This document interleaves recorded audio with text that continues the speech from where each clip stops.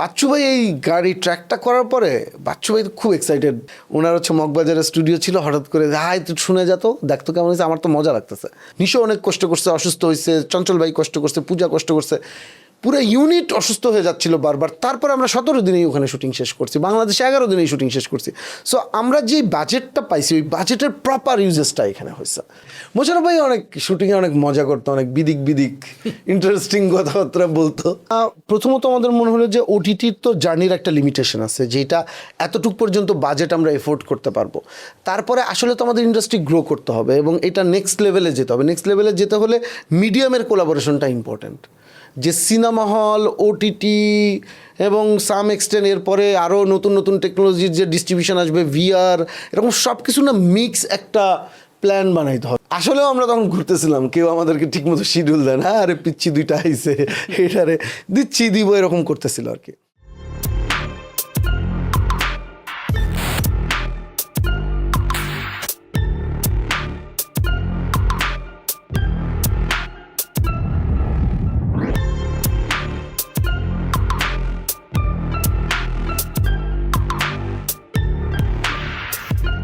ভাই আপনি 2004-এর দিকে ছবি হলে জয়েন করছিলেন ফারুকী সাহেবের অ্যাসিস্ট্যান্ট ডিরেক্টর হিসাবে। তার আগের জার্নিটা আপনার কেমন ছিল? সিনেমার প্রতি ভালোবাসাটা কিভাবে আসলো, কিভাবে শুরু করলেন, সেই কথাগুলো একটু যদি বলেন। এর আগের জার্নিটা বেসিক্যালি ফিল্মের পোকা আমার মাথা ঢুকাইছে আমার বন্ধু রানা। আমার প্রায় সব প্রোডাকশনে, একটা দুইটা হয়তো বাদ যেতে পারে, প্রায় সব প্রোডাকশনে কৃতজ্ঞতা রানার নাম থাকে। হ্যাঁ, এবং সেখানে লেখা থাকে যে আমার প্রয়াত বন্ধু রানা। তো এটা একটা আমার জীবনের একটা বড় ট্র্যাজেডি বলতে পারি, কারণ ওর সাথে আমার স্বপ্ন তৈরি করা সারা জীবনের। আমরা যখন কলেজে পড়তাম তখন আমরা কলেজ মাঠে বসে বসে আসলে চিন্তা করতাম যে কিভাবে ফিল্ম করব। কি কারণে জানি মাথায় ঢুকছিল এটা জাস্ট পাগলামি করতে করতে। ও দেখতে দেখতে সুন্দর, আমি ভাবছি তুই নায়ক হবি আর আমি ডিরেক্টর হব, এরকম আর কি। তখন আমরা নানান ধরনের বইপত্র পড়ি, একটু সিনেমা টিনেমা দেখার চেষ্টা করতেছি, অনেক সুযোগ নেই তারপরেও। তো ওইটা একটা মাথার মধ্যে ওই সময় থেকে ঢুকে গেছে। পরবর্তীতে ও ইউনিভার্সিটি ভর্তি পরীক্ষার আগে রোড অ্যাক্সিডেন্টে মারা যায়। দেন আমি চিন্তা করছি আমি আর এইসবের লাইনে নাই। কিন্তু আস্তে আস্তে দেখা গেল যে আমার ফ্যামিলি আরও আমার ফ্রেন্ডরা আরও ইন্সপায়ার করছে, আচ্ছা ঠিক আছে রানা নাই, কিন্তু তোরা যে স্বপ্নটা একসাথে দেখছিস এটা আসলে ইমপ্লিমেন্ট করা দরকার। কারণ ওই সময়টা আমি মেন্টালি খুব ডিপ্রেস থাকতাম। তো আমি তখন ব্র্যাক ইউনিভার্সিটিতে কম্পিউটার সায়েন্স অ্যান্ড ইঞ্জিনিয়ারিং প্রথম পড়া শুরু করি, যদিও পরে আমি ইস্ট ওয়েস্টে ট্রান্সফার করে চলে গেছিলাম পরে। তো ওই সময়টাতে ফার্স্ট সেমিস্টারে মানে অনেক এলোমেলো আমার লাইফ, মানে জাস্ট কিছুদিন আগে আমার বেস্ট ফ্রেন্ড মারা গেছে, আউলা ঝাউলা হয়ে গেছে অনেক। হ্যাঁ, তো তখন একটা মানে আমার কি হয় যে 3-4টা সাবজেক্ট নিয়েছি, একটা সাবজেক্টে হয়তো আমার এ চলে আসছে আর একটা সাবজেক্টে ডি। তো আমার ক্লাস টিচার বলছে যে আমাদের এখানে একটা কাউন্সেলিং সাইকোলজিস্ট আছে, তুমি কথা বলো, তোমার এরকম কেন? হইলে তোমার সব খারাপ বুঝতাম, তুমি খারাপ ছাত্র, নাইলে সব ভালো, এত জিগজ্যাগ কেন আর কি। হ্যাঁ, তো ওই ম্যাডাম আমাকে খুব ইন্সপায়ার করছে পুরোটা শুনে, যে আমার মা ইন্সপায়ার করছে, ম্যাডাম ইন্সপায়ার করছে। একটা মেয়ের সাথে কথা বলতাম প্রতিদিন প্রতি শুক্রবার সন্ধ্যার সময় আমি ফোন করতাম। তখন আমার কাছে ফোন ছিল না, টিএনটি ফোন, ওর টিএনটি ফোন। তো ফোনের কাছে বসে থাকতো মনে হয়, ফোন দিলেই ফোন ধরতো। তোর সাথে অনেক মানে যতটুকু তখন 10 টাকা মিনিট, তো টাকায় যতটুকু কুলায় তখন কথা বলতাম।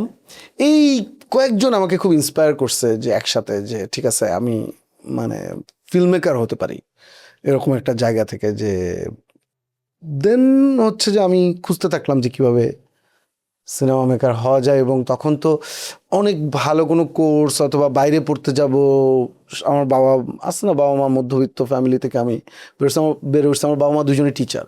সো আমি বাইরে যে পড়তে যাব ফিল্ম মেকিং করতে, এটা তো টাকা পয়সা নাই এত।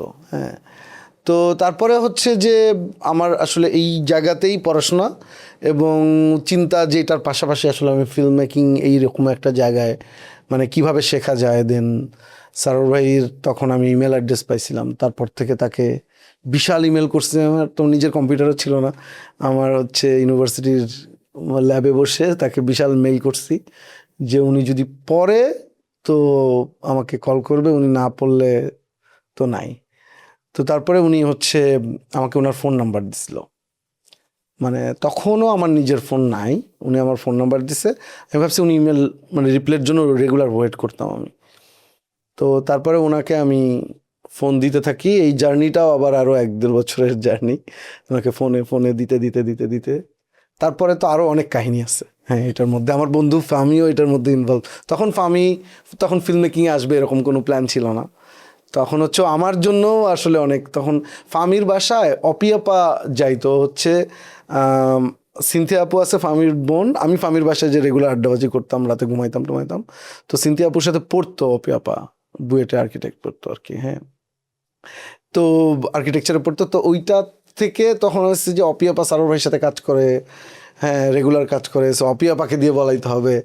আবার আমরা সারোর ভাইয়ের পেছনে বলি, আবার আমি রেগুলার লেগে থাকি। সারোর ভাই বলে এই তুমি অমুক দিন ফোন দাও, তমুক দিন ফোন দাও। তখন 69 নামে একটা ধারাবাহিক চলে, তো ওইটাতে আমি ফার্স্ট চান্স পাই। প্রথম হচ্ছে শিক্ষানবিশ হিসেবে জয়েন করার, তারপরে আস্তে আস্তে অ্যাসিস্ট্যান্ট ডিরেক্টর, অ্যান্ড দেন তো তারপরে নিজে বের হয়ে প্রথম প্রোডাকশন উড়োজাহাজ শুরু করি। তখন আমি একটা জিনিস আমার খুবই জানতে ইচ্ছা করে, তখন যখন কাজ করতেছেন তখন তো টেকনিক্যাল সাপোর্ট তো খুবই কম ছিল, এবং আপনারা প্রায় মানে খুব রেগুলার ভিত্তিকে আপনার টিভিতে এপিসোড জমা দেওয়া লাগতো। ওই যে একটা মানে কি বলে টেকনিক্যাল জিনিসের সংকট, একটা তাড়াহুড়া, ওই জিনিসগুলো আপনারা কীভাবে হ্যান্ডেল করতেন? মানে আপনারা ধরেন এখন তো ধরেন যেটা হয় যে একটা হাউজের কোনো অভাব নাই, ক্যামেরার কোনো অভাব নাই, টোটাল একটা টেকনিক্যাল টিমের কোনো অভাব নাই, এডিটিং জিনিসটা অনেক ইজি হয়ে গেছে। তখন ওই জিনিসগুলো এক একটা এপিসোডকে মানে কয়দিন শ্যুট করা লাগতো? ধরেন 69 একটা এপিসোড কয়দিন শ্যুট করা লাগছে? এইটা ডিপেন্ডস যে মানে কি পরিমাণ আর্টিস্ট ওই এপিসোডের মধ্যে আছে, কতগুলো সিন, জটিল সিন নাকি সহজ সিন, মানে এরকম একটা ব্যাপার থাকে না। সহজ হইলে এক ধরনের হবে, স্বাভাবিক। তো আলটিমেটলি মানে এভারেজ 2 দিন 3 দিন একটা এপিসোডের জন্য। কিন্তু ওই সময় টেকনিক্যাল জিনিসটা তখন তো আর এখনকার সময় যে ক্যামেরার ফরম্যাট, এটার মধ্যে যে মেমোরি কার্ড চলে আসছে, ওই কনসেপ্ট তো আর কারো মাথায় নাই। তার মানে ওই সময়ের যে টেপ, এক একটা টেপে থাকতো 40 মিনিটের মতো আর কি। হ্যাঁ, তো মানে আবার বিভিন্ন ডিউরেশনের টেপ, 60 মিনিটের মানে টেপ পাওয়া যাইতো, হ্যাঁ 30 মিনিটসের টেপ পাওয়া যাইতো, এরকম আর কি। তো এক একটা টেপ তখন ওইটাই আমার কাছে বেস্ট টেকনোলজি, তো যে ওই টেপের ভিতরে বেশি এনজি করা যাবে না, কারণ এখন তো মুছে ফেলা যায়, তখন তো মুছে ফেলার সুযোগ নেই। তো যতটুকুই ওই টেপের ভেতরে আসলে মানে রেকর্ড করা যায়, তো আলটিমেটলি ওইটাই আমাদের কাছে তখন বেস্ট টেকনোলজি, ওইটারই বেস্ট ব্যবহারটা করতে হবে। টেকনোলজি এরকম বারবার শিফট হবে, এখনও যেরকম শিফট হয়, এখনও আমরা মনে করি যে টাইমের মধ্যে এটা করতে হবে। ওই সময় তো আরেকটু সিরিয়াসনেস বেশি ছিল। তো ওইটা একটা টেকনিক্যাল সাপোর্টের কথা যেহেতু বললেন, আমার কাছে এটাও আমার সবসময় খুবই মাঝে মাঝে নস্টালজিক হই যে তখন তো 35 মিলিমিটারেও শ্যুট হতো। সারোর ভাই যখন বিজ্ঞাপন করে তখন আমি 35 মিলিমিটার প্রথম এক্সপিরিয়েন্স পাই অ্যাজ অ্যাসিস্ট্যান্ট ডিরেক্টর। তো আমি যখন প্রথম ফিল্ম বানাতে যাই চোরাবালি, তো চোরাবালি হচ্ছে আমি 35 মিলিমিটারে শ্যুট করছিলাম। তো আমি মনে হয় আমার জেনারেশনের লাস্ট ডিরেক্টর যে 35 মিলিমিটার, তখন আমি বাচ্চা কাচ্চা, তখন কত আমি 27-28 বছর বয়স, কিন্তু 35-এ পুরো একটা ফিল্ম শ্যুট করবো, এই উত্তেজনাটাই অন্যরকম ছিল। আর 35-এ এক একটা ক্যানে 4 মিনিট পাওয়া যেত, এবং সেটা খুবই কস্টলি। হ্যাঁ, তো এই 4 মিনিটে কোনো ফুটেজ নষ্ট করে কোনো একটা এনজি শট হইতে পারবে না, মানে সবই ওকে হইতে হবে। এই কারণে প্রচুর রিহার্সেল করা হতো আর্টিস্টদের। সো ওই সময়ে যে বেস্ট টেকনোলজিটা ছিল ওইটা আমাদের কাছে মানে বেস্ট, এবং ওইটার বেস্ট ইউজেস করতে হবে। সবাই সিরিয়াস থাকতো, অনেকবার রিহার্সেল হতো, মানে ফাইনাল টেকের আগে সবাই যখন লক এইটাই আমরা শ্যুট করব, দেন ওইটা আসলে রোল হইতো আর কি। তারপরেও এনজি হইতো, কিন্তু ওইটা খুবই ওই সময়টা খুব ইন্টারেস্টিং আর কি। আপনি কি ব্যাচেলারে ছিলেন না ব্যাচেলারের পরে জয়েন করছেন? আমি ব্যাচেলার ঠিক পর। আচ্ছা আচ্ছা, হ্যাঁ ঠিক আছে। আপনার তো প্রথম ফিকশন ছিল উড়োজাহাজ, নিজের ডিরেকশনে। উড়োজাহাজ। তো এইটা নিয়ে আমার একটা পার্সোনাল ভালো লাগার জায়গা আছে, যেটা আমি আমাদের কথা আমি অনেকবার বলছি। আমার টিল ডেট বাংলাদেশের যতগুলো আমি টেলিফিল্ম বলেন বা এক পর্বে নাটক বলেন বা ইভেন সিনেমাও বলেন, আমি তো এটা অনেকবারই বলছি যে বাংলাদেশের কিছু টেলিফিল্ম আছে বা নাটক আছে যেগুলো 90% ইন জেনারেল সিনেমার থেকে অনেক বেটার। তার মধ্যে একটা হলো উড়োজাহাজ। উড়োজাহাজের প্রতি উড়োজাহাজ আমি ইয়েতে দেখছিলাম, যে ডিভিডি ছিল না, ডিভিডি বেরোতে, আমি ডিভিডি কিনে দেখছিলাম আর কি, আমি এই টিভিতে দেখি নাই। ওইটা আমার বেসিক্যালি চাইল্ডহুড বলেন বা তখন কৈশোরে বলেন, একটা খুব ভালো একটা প্রভাব রাখছিল, যে একটা একদম ক্লোজ টু রিয়েলিটি কিছু একটা দেখতেছি, যেখানে কোনো প্রকার মেলোড্রামাটিক কিছু নাই। একটা ছেলে স্ট্রাগল আছে, ছেলের মানে ফ্যামিলির অবস্থা খুব ভালো না, তার অনেক ধান্দাবাজি করে সার্ভাইভ করা লাগে, কিন্তু জিনিসটা মেলোড্রামাটিকভাবে দেখানো হইতেছে না, খুবই একদম ক্লোজ টু রিয়েলভাবে দেখানো হইতেছে এবং প্রচুর হিউমার আছে জিনিসটাতে। এই টোটাল উড়োজাহাজ আপনার প্রথম কাজ, এই টোটাল উড়োজাহাজটার একটু জার্নিটা বলেন যে প্রথম কাজেই এত অসাধারণ একটা কাজ কীভাবে আপনার মাথায় আসলো করার? বেসিক্যালি উড়োজাহাজ বানানোর সময় আমি বুঝতে পারিনি এটা একটা অসাধারণ কাজ, এটা একটা ব্যাপার, এটা না বুঝতে পারাটা খুবই ইম্পর্টেন্ট।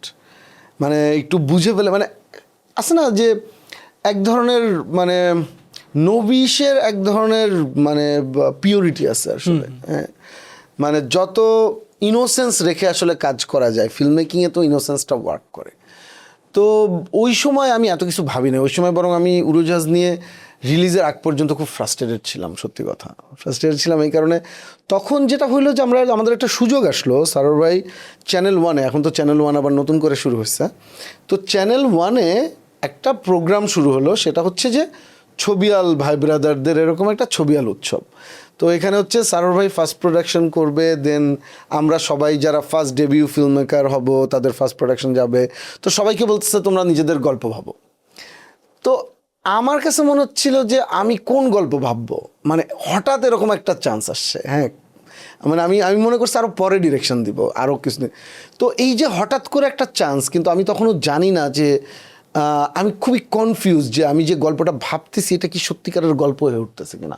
আমার মনে আছে আমি তখন east West university credit transfer করে চলে গেছি, তো আমি লাইব্রেরিতে বসে বসে, সবাই তো আমাদের কম্পিউটার ইঞ্জিনিয়ারিংয়ের অনেক জটিল টিএলডি এইসব নোট করতেছে, আর আমি হচ্ছে বসে বসে স্ক্রিপ্ট লিখতেছি, পাতার পর পাতা স্ক্রিপ্ট লিখছি আর কি, হ্যাঁ। তো লিখে টিকে আমার মনে হয়েছে যে এটা কি বলা উচিত হবে সারোর বাইরে, যদি বলে যে দূর এটা কিছু হয় নাই। তো আমাদের ভাই ব্রাদারের মধ্যে একটা অদ্ভুত মানে মানে কি বলবো রিলেশনশিপ ছিল, যেটা এখনও এক্সিস্ট করে, যে যেখানে আমি, আদনান, আশফাক, আরও যারা যারা একসাথে আড্ডা মারি, টিপন ভাই, আমরা একজন আরেকজনের গল্প বলতাম সবসময়। মানে সারোর ভাইকে বলার আগে আমরা নিজেরা অনেক শেয়ার করতাম, নিজেদেরকে অনেক পচাইতাম, এবং ভালো লাগলেও সেটা হয়তো একটা এক্সপ্রেশনে আসতো। তো আমি যখন আমার কাছের ভাই ব্রাদারদেরকে এটা বলা শুরু করলাম, তখন হচ্ছে সবাই না এটা একটু ইন্টারেস্টিং আছে, তো এটা একটু অন্যরকম আছে, তো একটা ছেলের জার্নি, হ্যাঁ আমাদের লাইফ তো এরকমই। তো আমি তখন ইউনিভার্সিটিতে পড়ি, আমি তো ওই পেইন পয়েন্টটা বুঝতেছি একটা ইউনিভার্সিটির ছেলের কী পেইন পয়েন্ট হতে পারে। এবং তখন আমার নিজেরও তো, সবারই তো অর্থ কষ্ট, তখন আমার গার্লফ্রেন্ডের সাথে ডেট করতে যাবো তো 200 টাকাই তো একটা ডিফিকাল্ট টাকা, হ্যাঁ। তো এই যে একটা ফিলিংটা, মানে ফিলিংটা আমি কাছ থেকে দেখতেছি, ক্যারেক্টারের ফিলিংটা, তো ওইটা মনে হয় ওইটার ভিতরে এক ধরনের মেবি ইনোসেন্স ছিল। আমি প্রথম সারোর ভাইকে যখন বলি, সারোর ভাই হ্যাঁ ইন্টারেস্টিং, তখন কচি ভাই গল্প শুনছিল, কচি ভাইকে তো আমরা সবাই চিনি, আর্টিস্ট কচি ভাই, তখন আমাদের ভাই ব্রাদার একসাথে আমরা এক বাসায় থাকি। তো কচি ভাই খুব পছন্দ করলো, কচি ভাই বললো যে সরোর এটা তো আমার কাছে খুব ইন্টারেস্টিং লাগতেছে। সরোর ভাই বললো যে হ্যাঁ আমার কাছে ইন্টারেস্টিং লাগতেছে, গল্পে এই কারেকশন আছে একটু করে ফেলুক। দেন আমি আবার গল্পে কারেকশন করা শুরু করলাম। নামটাও কচি ভাই দিছিল, উড়োজাহাজ, আমি নাম খুঁজে পাচ্ছিলাম না। আমার কাছে এটার প্রথম নাম আসছিল জার্নি বাই প্লেন, মানে একটা ছেলের স্বপ্ন, প্লেনের সাথে তো একটা আছে না স্বপ্ন টপ্ন জড়িত, ও দেশের বাইরে যাবে, এরপরে ওর নতুন লাইফ হবে, এইসব ওখানে পড়তে যাবে, স্কলারশিপ, অনেক ধরনের স্বপ্ন। তো জার্নি বাই প্লেন ছিল, পরে যখন নাম উড়োজাহাজ হয়েছে আমি আবার নিজ দিয়ে লিখে দিচ্ছি জার্নি বাই প্লেন।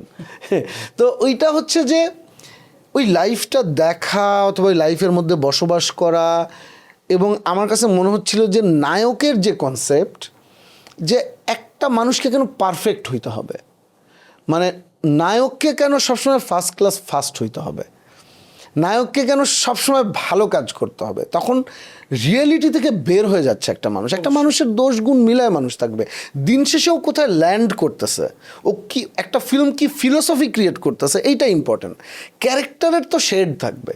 তো তখনও এই কনসেপ্টটা এতটা পপুলার না যে নায়ক ক্যালকুলেটর চুরি করে ফেলছে, এটা পপুলার হওয়ার কোনো কারণ নাই, কিন্তু আমি বলছি আমি এইটাই শ্যুট করবো আর কি, হ্যাঁ। তো আমার হচ্ছে যে তখন গোলাম মোল্লা নবীর আমাদের বন্ধু, সে হচ্ছে আমাদের সবার প্রথম প্রোডাকশনের হচ্ছে ক্যামেরাম্যান ছিল। তো ওর হচ্ছে যে হ্যাঁ বন্ধু এইটাই শ্যুট হবে আমাদের।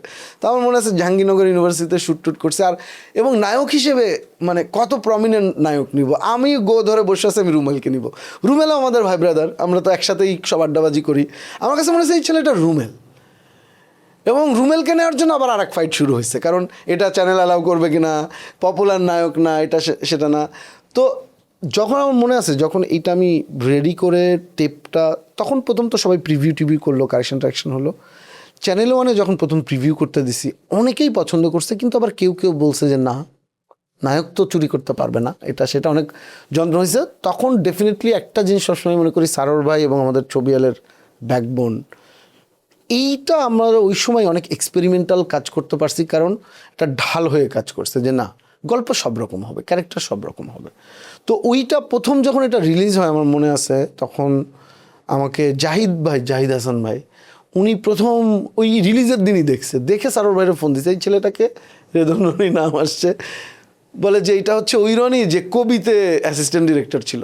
তো আমি আর আদনান আবার ইয়ের সাথে, জাহিদ ভাইয়ের সাথে খুব ইন্টারেস্টিং একটা জার্নি ছিল। তাকে নিয়ে আমরা কুষ্টিয়া গেছিলাম কবি করতে, সারোর ভাইয়ের ইউনিট আগে চলে গেছিলাম, আমরা পরের দিন গেছি। তো তখন আমাকে আরে এই পিচ্ছি ছেলে এরকম একটা ডিরেকশন দিচ্ছে।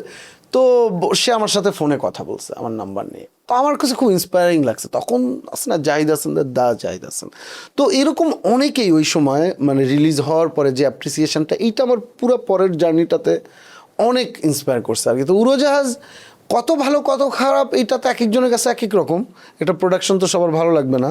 কিন্তু আমি উড়োজাহাজের কথা আমি মানে আমার হোল লাইফের এই মানে আমার ডিরেক্টোরিয়াল জার্নিতে আমি বারবার শুনছি। সো এটা আমার কাছে ওই সময় আমি যতটা ফ্রাস্ট্রেটেড ছিলাম, তো এই সময় আমি ততটা ইন্সপায়ার্ড যে ফার্স্ট প্রোডাকশন আমাকে অনেক ইন্সপায়ার করছে।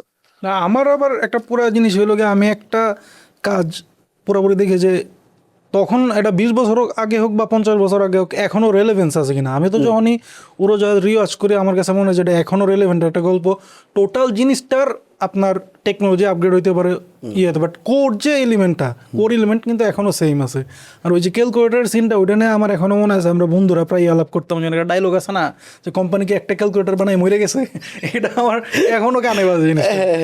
ডায়লগগুলো তখন হচ্ছে কি আড্ডাবাজি করতে করতে ডায়লগগুলো তখন আর কনক্রিট হতো আর কি, ইন্টারেস্টিং জার্নি ছিল। আচ্ছা, এবার কথা বলতে চাই হাউসফুল নিয়ে। আমাদের অত্যন্ত প্রিয় একটা কাজ। হাউসফুলের প্রায় 18 বছর মতো হয়ে গেছে, স্টিল এটার হিউমার, এটার গল্প, এটা সব কিছু এখনও খুবই রিলেভেন্ট। পার্সোনালি আমার আপনার সবচেয়ে প্রিয় কাজ হচ্ছে হাউসফুল। তো সোশ্যাল মিডিয়াতে এখনও নিয়মিত কথাবার্তা হয় হাউসফুল নিয়ে। হাউসফুল নিয়ে বেশ কিছু প্রশ্ন আছে। প্রথমে বলেন যে আইডিয়াটা কিভাবে আসলো, কিভাবে বানালেন? সো ওইটার গল্পটা যখন লেখেন তখন চিন্তা ভাবনা কি ছিল বানানোর পেছনে? আমার প্রথম সিরিজ হাউসফুল, আমার আর ফামি মিলে আমরা ডিরেকশন দিছি আর কি, এটা জয়েন্টলি ডিরেকশন দেয়। কিন্তু এটা আবার জয়েন্টলি ডিরেকশনেরও একটা ইন্টারেস্টিং জায়গা আছে।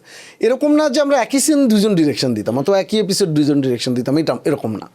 আমরা ভাগ ভাগ করে নিছি, মানে ডিরেকশন মানে সোলোই আমরা কাজ করছি, কিন্তু পর্ব ভাগ করে নিছি আর কি, যে আমি 10 পর্ব করবো, এটার পর ফামি 10 পর্ব করবো।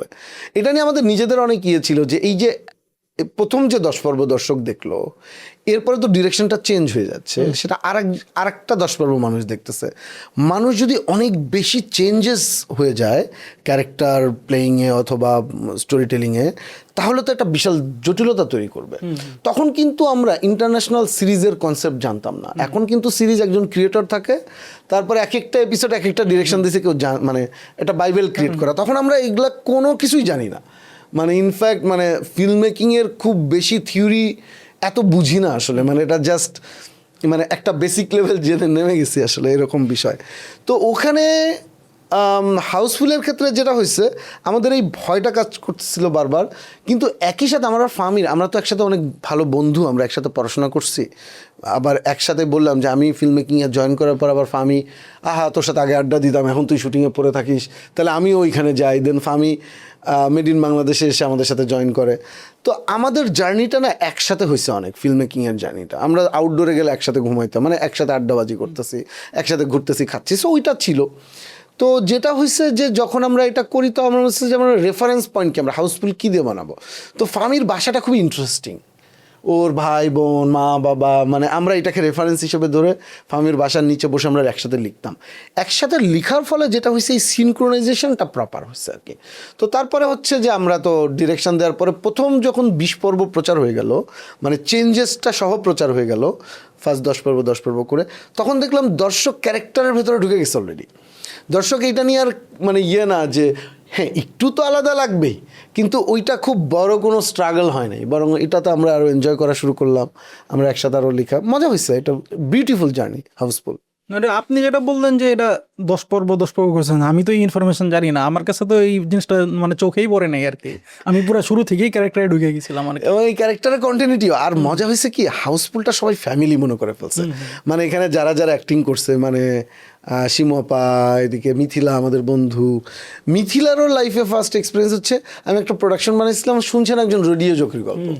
তো মিথিলা হচ্ছে প্রথম অ্যাক্টিং ওইখানে, ওকে জোর করে প্রেশার দিয়ে রাজি করে ওকে এটার মধ্যে ঢুকাইতে হয়েছে আর কি। হ্যাঁ, তো তারপরে তো হাউসফুলে আসলো। তো আমরা নিজেরাই মানে অনেক ফান করতেছি, মোশারফ ভাই, সুমন পাটোয়ারি ভাই, হ্যাঁ হায়াত আঙ্কেল, মিঠু আপা, সো আমরা না খুব মিশু, হ্যাঁ সোহেল খান, সিদ্দিক, তো আমরা একসাথে আড্ডা দিতাম, একসাথে গল্প করতাম, একসাথে শুটিং করতাম। হ্যাঁ, ফামির শুটিংয়ে যেটা হতো, ফামি হচ্ছে যে খুব তাড়াতাড়ি শুটিং শেষ করে ফেলতো, সন্ধ্যার দিকে আড্ডা হতো, আমার আবার সকালের দিকে আড্ডা হতো, আমার সকালে স্পিড আসতে টাইম লাগতো, তো আমার লেট নাইট শুটিং করতাম একটু, সবাই বিরক্ত হইতো আমার উপরে। কিন্তু আবার এইটার ভেতরে সবাই এটাকে একটা পরিবার মনে করতেছে, এখানে মা বাবা মানে সত্যিকারের মা বাবা মনে হচ্ছে।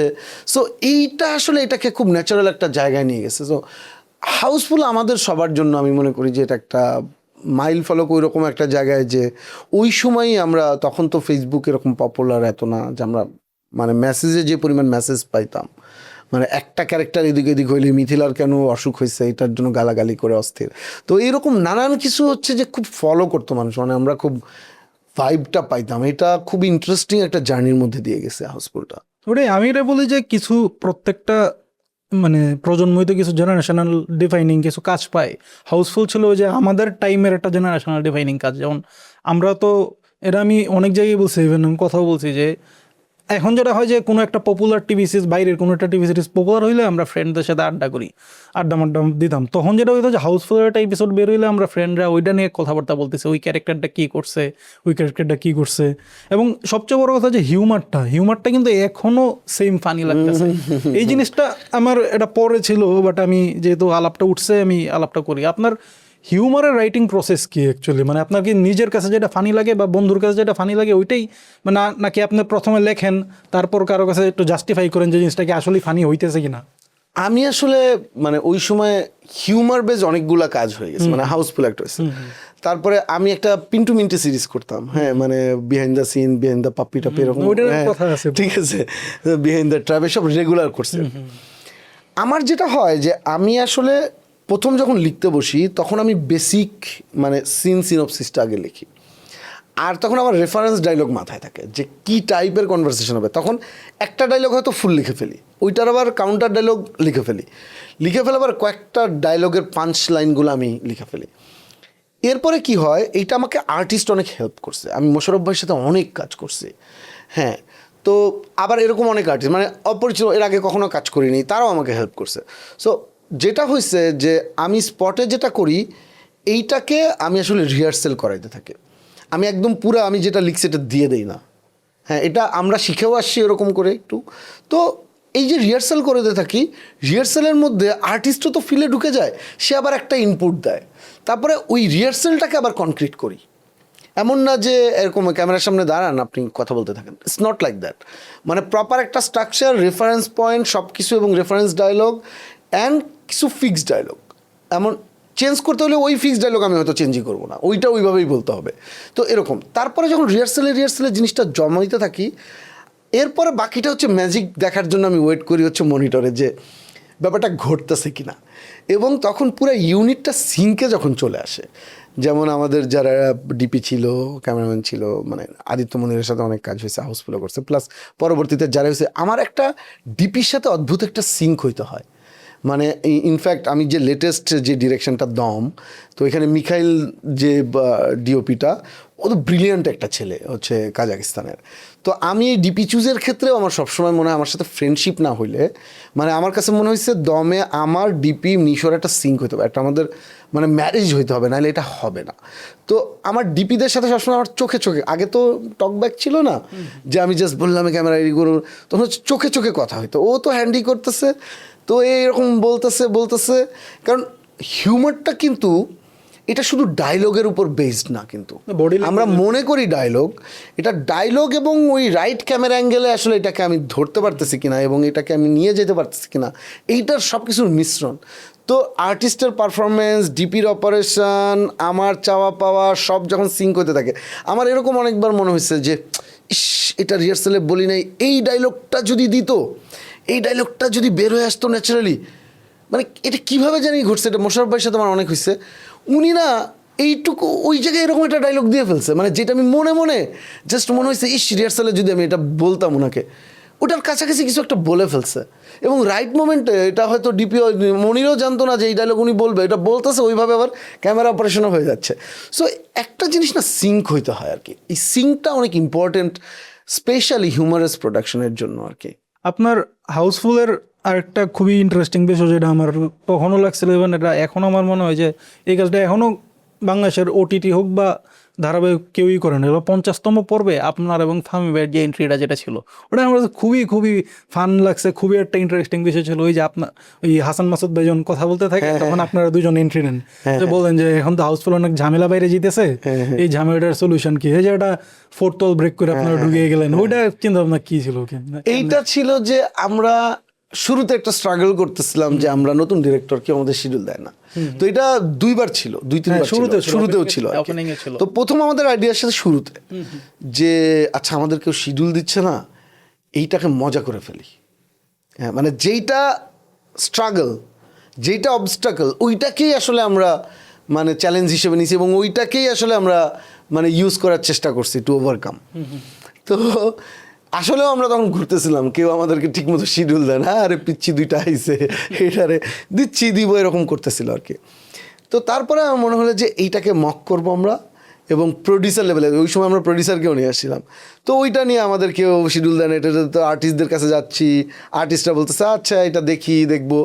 ওইটাকে আমরা আর্টিস্টদেরকে শিডিউল যখন কনফার্ম করছে, আমরা যখন কনভিন্স করে ফেলছি, তখন এটা আমরা আর্টিস্টদেরকে বলছি যে কিছু মনে করবেন না, আপনি যে একটু কয়েকদিন আগে যে ভাবটা মারছিলেন, আমাদের তো বন্ধু বানায় ফেলি সবাইকে আর কি, ভাবটা মারছিলেন, এটা কিন্তু শ্যুট করবো, এই কি বলো না এইটাই শুটিং হবে, এইটাই প্রথম পর্বে যাবে।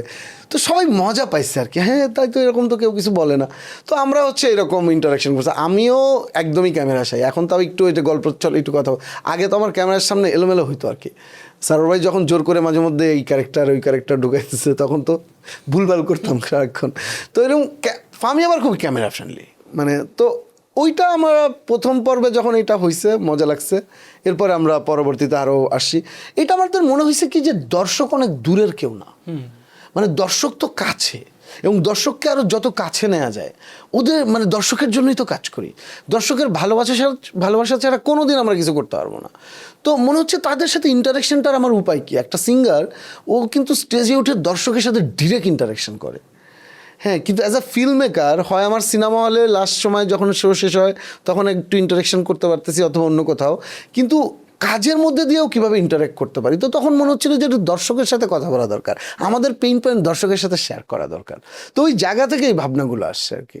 আচ্ছা, এফএনএফ তো আপনার প্রথম সলো ধারাবাহিক ছিল, ওইটার কাহিনীটা একটু বলেন যে কীভাবে শুরু করলেন। আফটার হাউসফুল স্বাভাবিকভাবে এটা যখন শেষ হয়ে গেল, আবার চ্যানেল থেকে বলা শুরু করলো যে আরেকটা সিরিজ আমি কিভাবে করতে পারি।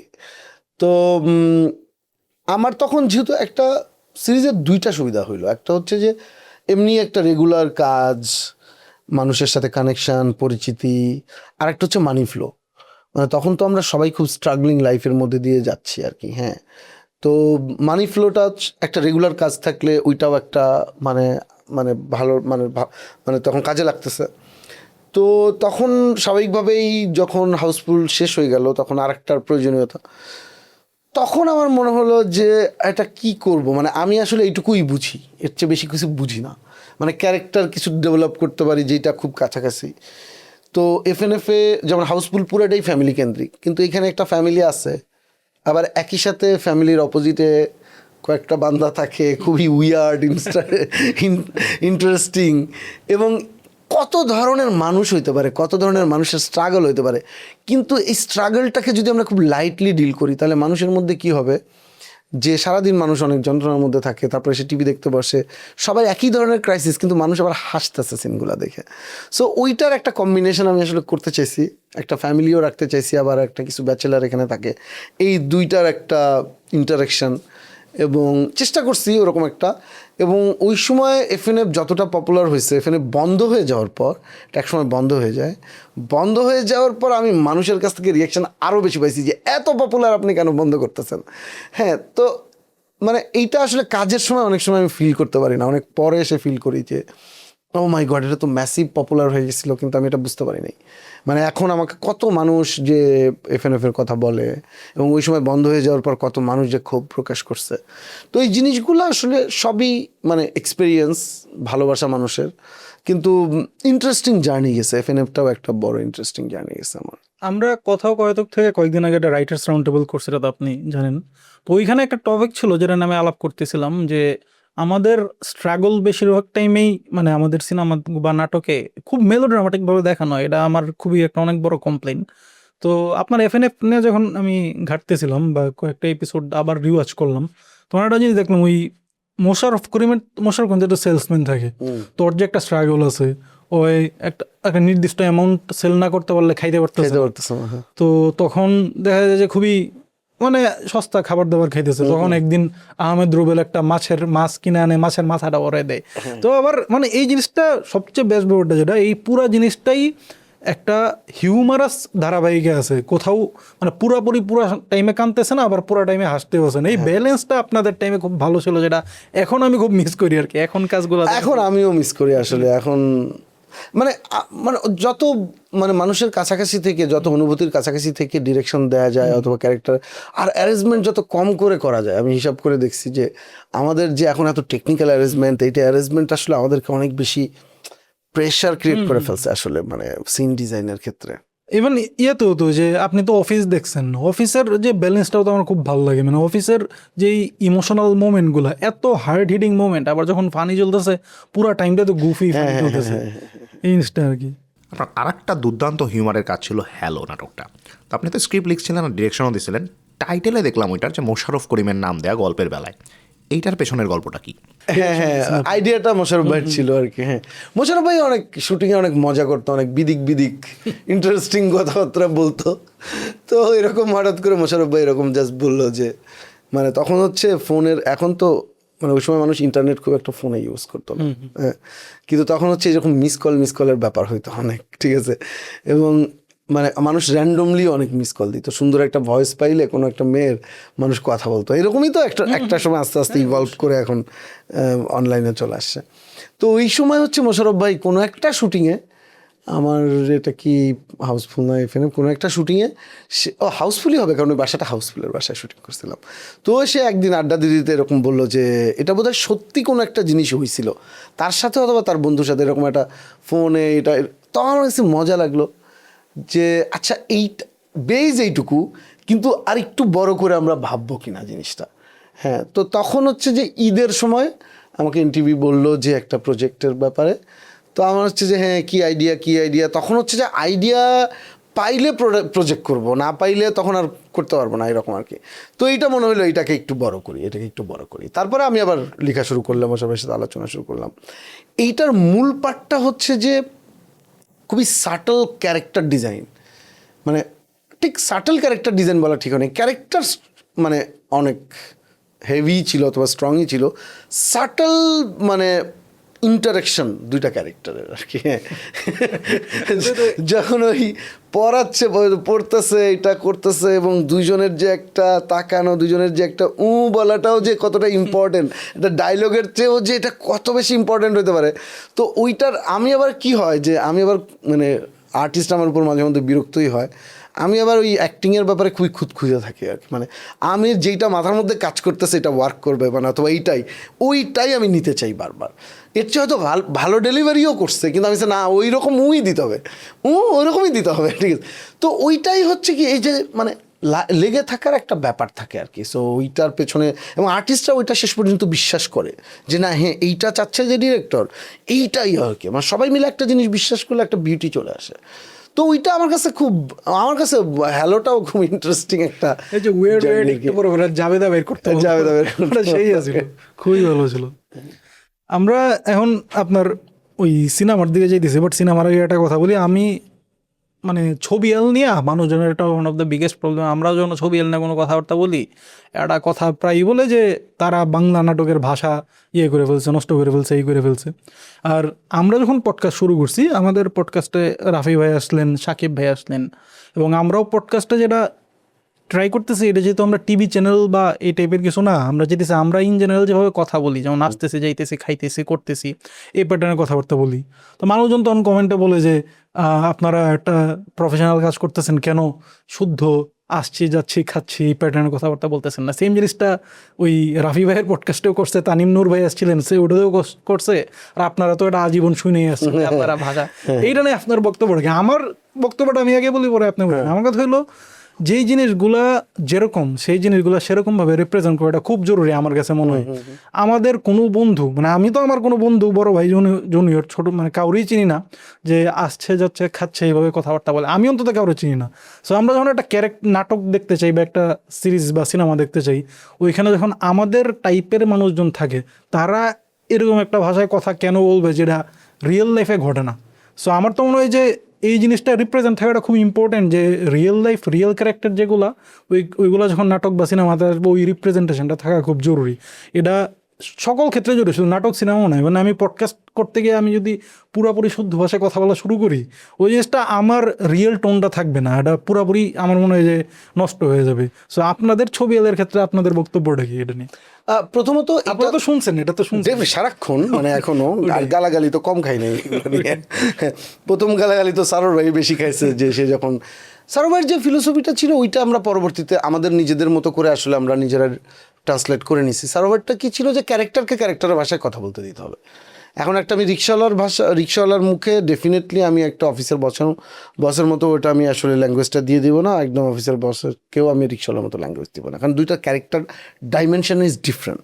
তো যে ভাষায় কথা বলা ন্যাচারালি আমরা দেখি, সেটাকে সে রিপ্রেজেন্ট করতে চাইছে। আমার ক্ষেত্রে অবশ্যই আমি এটাই তো বিশ্বাস করি, কারণ মানে এক একটা ক্যারেক্টার এক এক রকম হবে, একরকমভাবে কথা বলবে না। সবই যদি একটা সেট আপে কনস্ট্যান্ট মানদণ্ডে চলে আসে, তাহলে তো সব একই রকম হইতে থাকবে, তাহলে আর্ট ফর্মের আর মানে চেঞ্জেসটা কী হইলো? হ্যাঁ, তো এইটা নিয়ে আমার এটাই, যে যেহেতু আমরা মানে স্টোরি টেলিং করি ফিল্মের মধ্যে দিয়ে, কাজেই ফিল্ম হচ্ছে রিয়েল একটা জিনিস, এটার মধ্যে আর নতুন করে কোনো মানে ইয়ে নাই আর কি। হ্যাঁ, ক্যামেরা তো আসলে চোখের সাথে তুলনা করি আমরা, তাই না? যতটা কাছাকাছি রিয়েল জায়গায় থাকা যায়, ক্যারেক্টারের ভাষায় কথা বলবে। আমার ভাষা নিয়ে আমার নিজস্ব একটা আলাদা মানে চিন্তার জগৎ, এটা আমি রাইট রং আমি জানি না, যারা ভাষাবিদ তারা আমাকে গালিও দিতে পারে, কিন্তু আমার কাছে এমনি লাগে না বুঝে, সেটা হচ্ছে যে ভাষা তো একটা চেঞ্জ হতে থাকে। মানে বাংলা ভাষাই তো এক এক জায়গায় এক এক রকম না, মানে আমরা বাংলাদেশের এক একটা টোনালিটি ডিফারেন্ট, ইনফ্যাক্ট শব্দগত জায়গাও অনেক চেঞ্জ। আর মানে আমি যদি বলি চট্টগ্রাম, সিলেট, এটা তো একদমই আরও আলাদা, আমরা নিজেরাও বুঝতে পারি না। তো এখন চট্টগ্রামের ল্যাঙ্গুয়েজের কাউকে যদি আমি আসলে ক্যারেক্টার হিসেবে উপস্থাপন করি, তাকে তো আমি বরিশালের ভাষা বলাইতে পারবো না। তো এক একটা জায়গায় ভাষার তো টোনালিটি চেঞ্জ থাকবে, ভাষার চেঞ্জ থাকবে।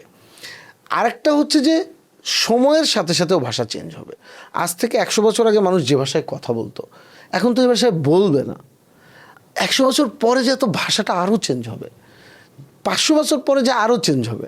তাহলে আমি এখন কি ধরে রাখতেছি? মানে এটা একটা নদীর স্রোতের মতো আর কি, যে এটা জাস্ট প্রবাহমান। এইটাকে নিয়ে এত রিজিড থাকার কিছু নাই যে এইটাই মান, কারণ 200 বছর পরে যাই মানটা চেঞ্জ হয়ে যাচ্ছে। যখন মানই চেঞ্জ হয়ে যাচ্ছে, সেটা তো মানে ধ্রুবক না, যখন চেঞ্জ হয়ে যাচ্ছে তখন তো এইটা আমি চেঞ্জ করতেছি না, আমি যে চেঞ্জ না করলেও এটা চেঞ্জ হবে। তো এটা চেঞ্জের বিষয় না, আমি আমার আর্ট ফর্মকে কীভাবে রিপ্রেজেন্ট করতে চাই, this is my expression. As a director হিসেবে আমি এটা ক্যারেক্টারকে কীভাবে ডিল করতেছি, এইটা আমার আর্ট ফর্মের এক্সপ্রেশন। এটা আর্ট ফর্ম মানে প্রত্যেকটা আর্ট ফর্ম কি সবার পছন্দ? পৃথিবীতে এমন কোনো সিনেমা দেখাইতে পারবে পৃথিবীর সব মানুষের পছন্দ হয়েছে? এটা হয় না। 2জন মানুষ হলেও বলবে এটা আমার ভালো লাগে নাই, অথবা এই পার্টটা ভালো লাগে নাই। তো এটা আর্ট ফর্ম তো এরকমই হবে। তো যে বলতেছে ভালো লাগে নাই, ওইটাও আমি রেসপেক্ট করি, ওর ভালো লাগে নাই, এই ভাষা ওর ভালো লাগে নাই, দ্যাট ইজ অলসো ফাইন। কিন্তু আমাকে বলছে যে এখন আমারটা আমার ভালো লাগছে, এখন এই জন্য মারামারি করা যাবে না, না তোর আমারটাতেই বলতে হবে। তার ভালো লাগে নাই, দিস ইজ অলসো মানে রাইট, মানে ভালো লাগে না, এটা আমি শুনলাম, জানলাম, কিন্তু আমি যদি মনে করি যে ওর ভালো লাগার মতো আমাকে কাজ করতে হবে, তাহলে তো আমি সব কাজ ওর মতোই করতে থাকবো। তো আমার নিজস্ব ফিলোসফি, আমার এক্সপ্রেশন অফ আর্ট, আমার এগুলো সব মিলাই তো আমার আসলে জগৎটা। তো এটা আমি আমারটা রিপ্রেজেন্ট করতে থাকবো, কেউ পছন্দ করলে করবে, না করলে না করবে। মানে অবশ্যই আমরা দর্শকের কথা ভাবি, কিন্তু আমার দর্শক আমাকে কখন পছন্দ করে, দর্শক আমাকে পছন্দ করে আমার আর্ট ফর্ম দিয়ে। আমি ব্যক্তি রনি কেমন কি এটাতে দর্শকের কিছু যায় আসে না। অত হাইয়েস্ট 2 দিন মানে বলবে যে এটা হয়েছে ওইটা হয়েছে, কিন্তু আমার কাজ যদি টিকে থাকে, আমার কাজ দিয়ে যদি ভালোবাসে, তাহলে আমার কাজের ওই যে স্বাধীনতাটা, ওই যে আমার যে এক্সপ্রেশনটা, ওই এক্সপ্রেশন দিয়ে আমাকে ভালোবাসে। কাজে ওইটাকে আমি রেসপেক্ট করার জন্য আমি আমার মতো কাজ করতে চাই আর কি। বুঝছি। তো আর পডকাস্টের কথা যদি স্পেশালি বলি, এই যে এখানেও মানে আমরা যে একজন আরেকজনের কথা শুনতে চাই একটা সিটিংয়ে, এটারও তো ফরমেশন আছে না। মানে এটা টেলিভিশনে একরকম হবে, হ্যাঁ, হলিউডের তখন আসে না যে ওই সিটিংগুলোও আর একরকম হবে, তারপরে হচ্ছে পডকাস্ট একটা নতুন জায়গায়, এখানেও একরকম। এটা মোর ন্যাচারাল, মোর আড্ডাবাজি। আমি কিন্তু পডকাস্টে কথা বলতে বেশি স্বাচ্ছন্দ্য বোধ করি, মানে কোনো একটা অনেক সো কল্ড প্রফেশনাল প্ল্যাটফর্মের চেয়ে। কারণ হচ্ছে এখানে আমি আরাম করে কথা বলতে পারি, এখন আমার এত কিছু চিন্তা করতে হয় না। মানে এটাই তো পডকাস্টের টোটাল জিনিসটাই তো এটা না। হ্যাঁ, এক্স্যাক্টলি। তো আমার তো ভালো লাগে আর কি। আর যেরকম করে কথা হয়, এখানে যদি আমি আসলে আনসেন্সর্ড কথা বলতে পারি, মানে এইটা বলাটা ইম্পর্টেন্ট, কারণ প্রত্যেকটা কথারই আসলে এক একটা ভ্যালুজ আছে। আচ্ছা, এবার চলে আসি মুভিতে। প্রথম সিনেমা আপনি বানালেন 2012 সালে, চোরাবালি। এটাকে আমাদের কাছে খুব ফুললি কমার্শিয়াল সিনেমায় লাগে, তবে যেই ধরনের কমার্শিয়াল সিনেমা আমরা পছন্দ করি সেই টাইপের। যে ক্লিশে গল্প হবে না, নায়কের চরিত্র থাকবে গ্রে, নারী চরিত্র থাকলেও সেটা বোরিং রোমান্টিক জাস্ট অ্যাঙ্গেল থাকবে না শুধু। ঝামেলাটা লোকে আমাদের দেশে তো কমার্শিয়াল সিনেমার একটা আলাদা ফর্মুলা আছে, সেই ফর্মুলা সিনেমা এটা না। এই ফর্মুলার বাইরে গিয়ে সিনেমা বানাতে গিয়ে কি কি ঝামেলায় পড়ছেন সেটা যদি একটু বলেন। মানে হয়েছে, এটা তো স্ট্রাগল। মানে আমি সেট ফর্মুলা সিনেমা বানাইতে তো একটু আরাম।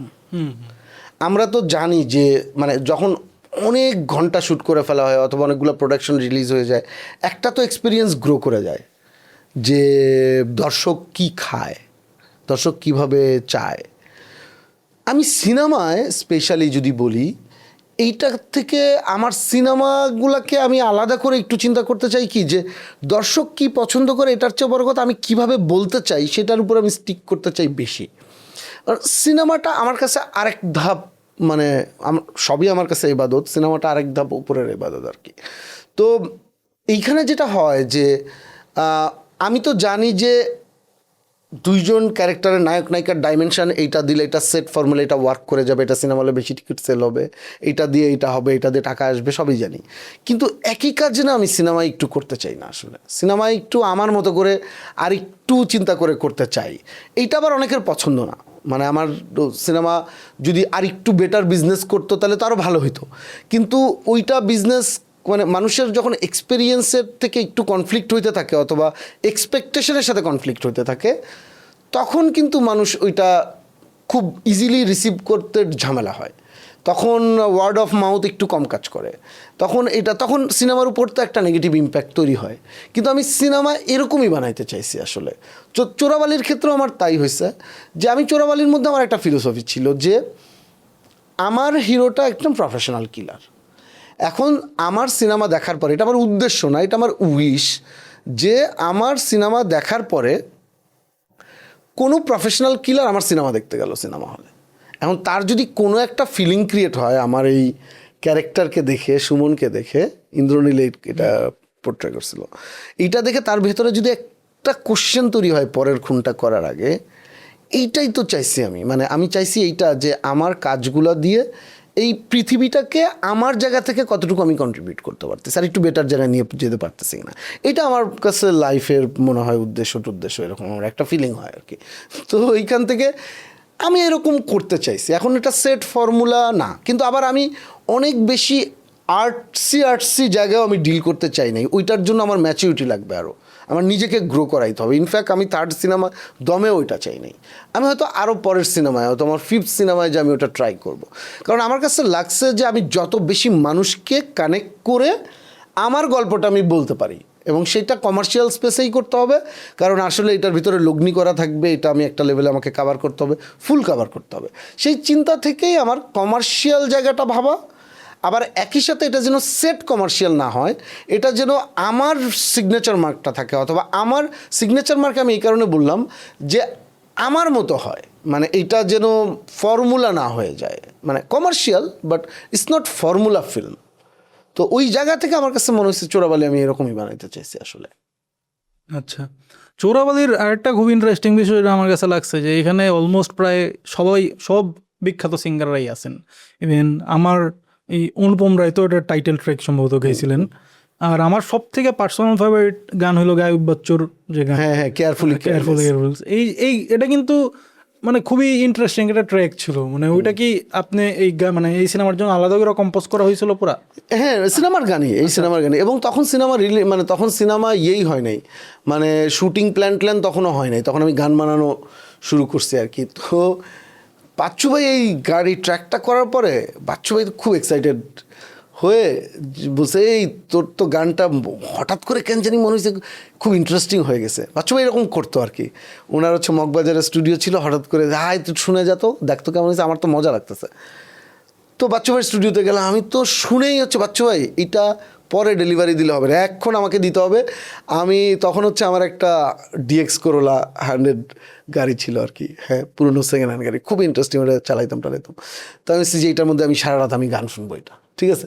তারপর বাচ্চু ভাই আমাকে গান দিল, হ্যাঁ, সম্ভবত তখন সিডি রাইট করে দিছিল, এইটা সারাক্ষণ আমি বাজাইতেছি। তো একটা উত্তেজনা, হ্যাঁ, এবং ওইটার পরে সিনে কীভাবে ঢুকবো ওইসব চিন্তাভাবনা। তো তখন হয়েছে কি যে মানে একটা সিনেমার গান বানানো হচ্ছে, এই সিনেমার গান নিয়ে তখন আসলে আরও একটু মানুষের ভাবনা কাজ করতো, আরও একটু কাজ করতো, জাস্ট একটা ট্র্যাক্স ছেড়ে দেওয়া না, এটা একটা সিডি রিলিজ হইতো, মানে একটা আয়োজন ছিল। তো হ্যাঁ, চোরাবালিরও কিন্তু সিডি রিলিজ হয়েছে আর কি, হ্যাঁ। তো একটা আয়োজন ছিল, আমি বাচ্চু ভাইকে খুব মিস করি, কারণ কেয়ারফুলি কেয়ারলেস গানটার লিরিক ওয়াইজ বলি, এইটার কম্পোজিশন ওয়াইজ বলি, এটা খুবই একটা ইন্টারেস্টিং, মানে এটা আমার টাইপ লাগছে আর কি ওই সময় আর কি, এটা আমি খুব এনজয় করছি। আপনার তো এটা প্রথম জাতীয় চলচ্চিত্র পুরস্কার পাইছেন আপনি চোরাবালি দিয়ে। জি। তো এটার এক্সপিরিয়েন্সটা কেমন ছিল আপনার? আপনি ভাবছিলেন যে এটা জাতীয় চলচ্চিত্র পুরস্কার হয়তো পাইতে পারি এটা দিয়া? না, একটা প্রথম সিনেমায় আমি কিভাবে ন্যাশনাল অ্যাওয়ার্ড পাবো? আর তখন আমি জানি না, সম্ভবত ওইটা হচ্ছে যে শিশু শিল্পী ছাড়া সবচেয়ে কম বয়সে করে কেউ ন্যাশনাল অ্যাওয়ার্ড পাইছে মনে হয়। তো এইটা ওই সময়ের জন্য আমার কাছে মনে হয় এটা একটা বেশি হয়ে গেছে, মানে আছে না যে মানে প্রত্যেকটা জিনিস একটা বয়স থাকে আর কি।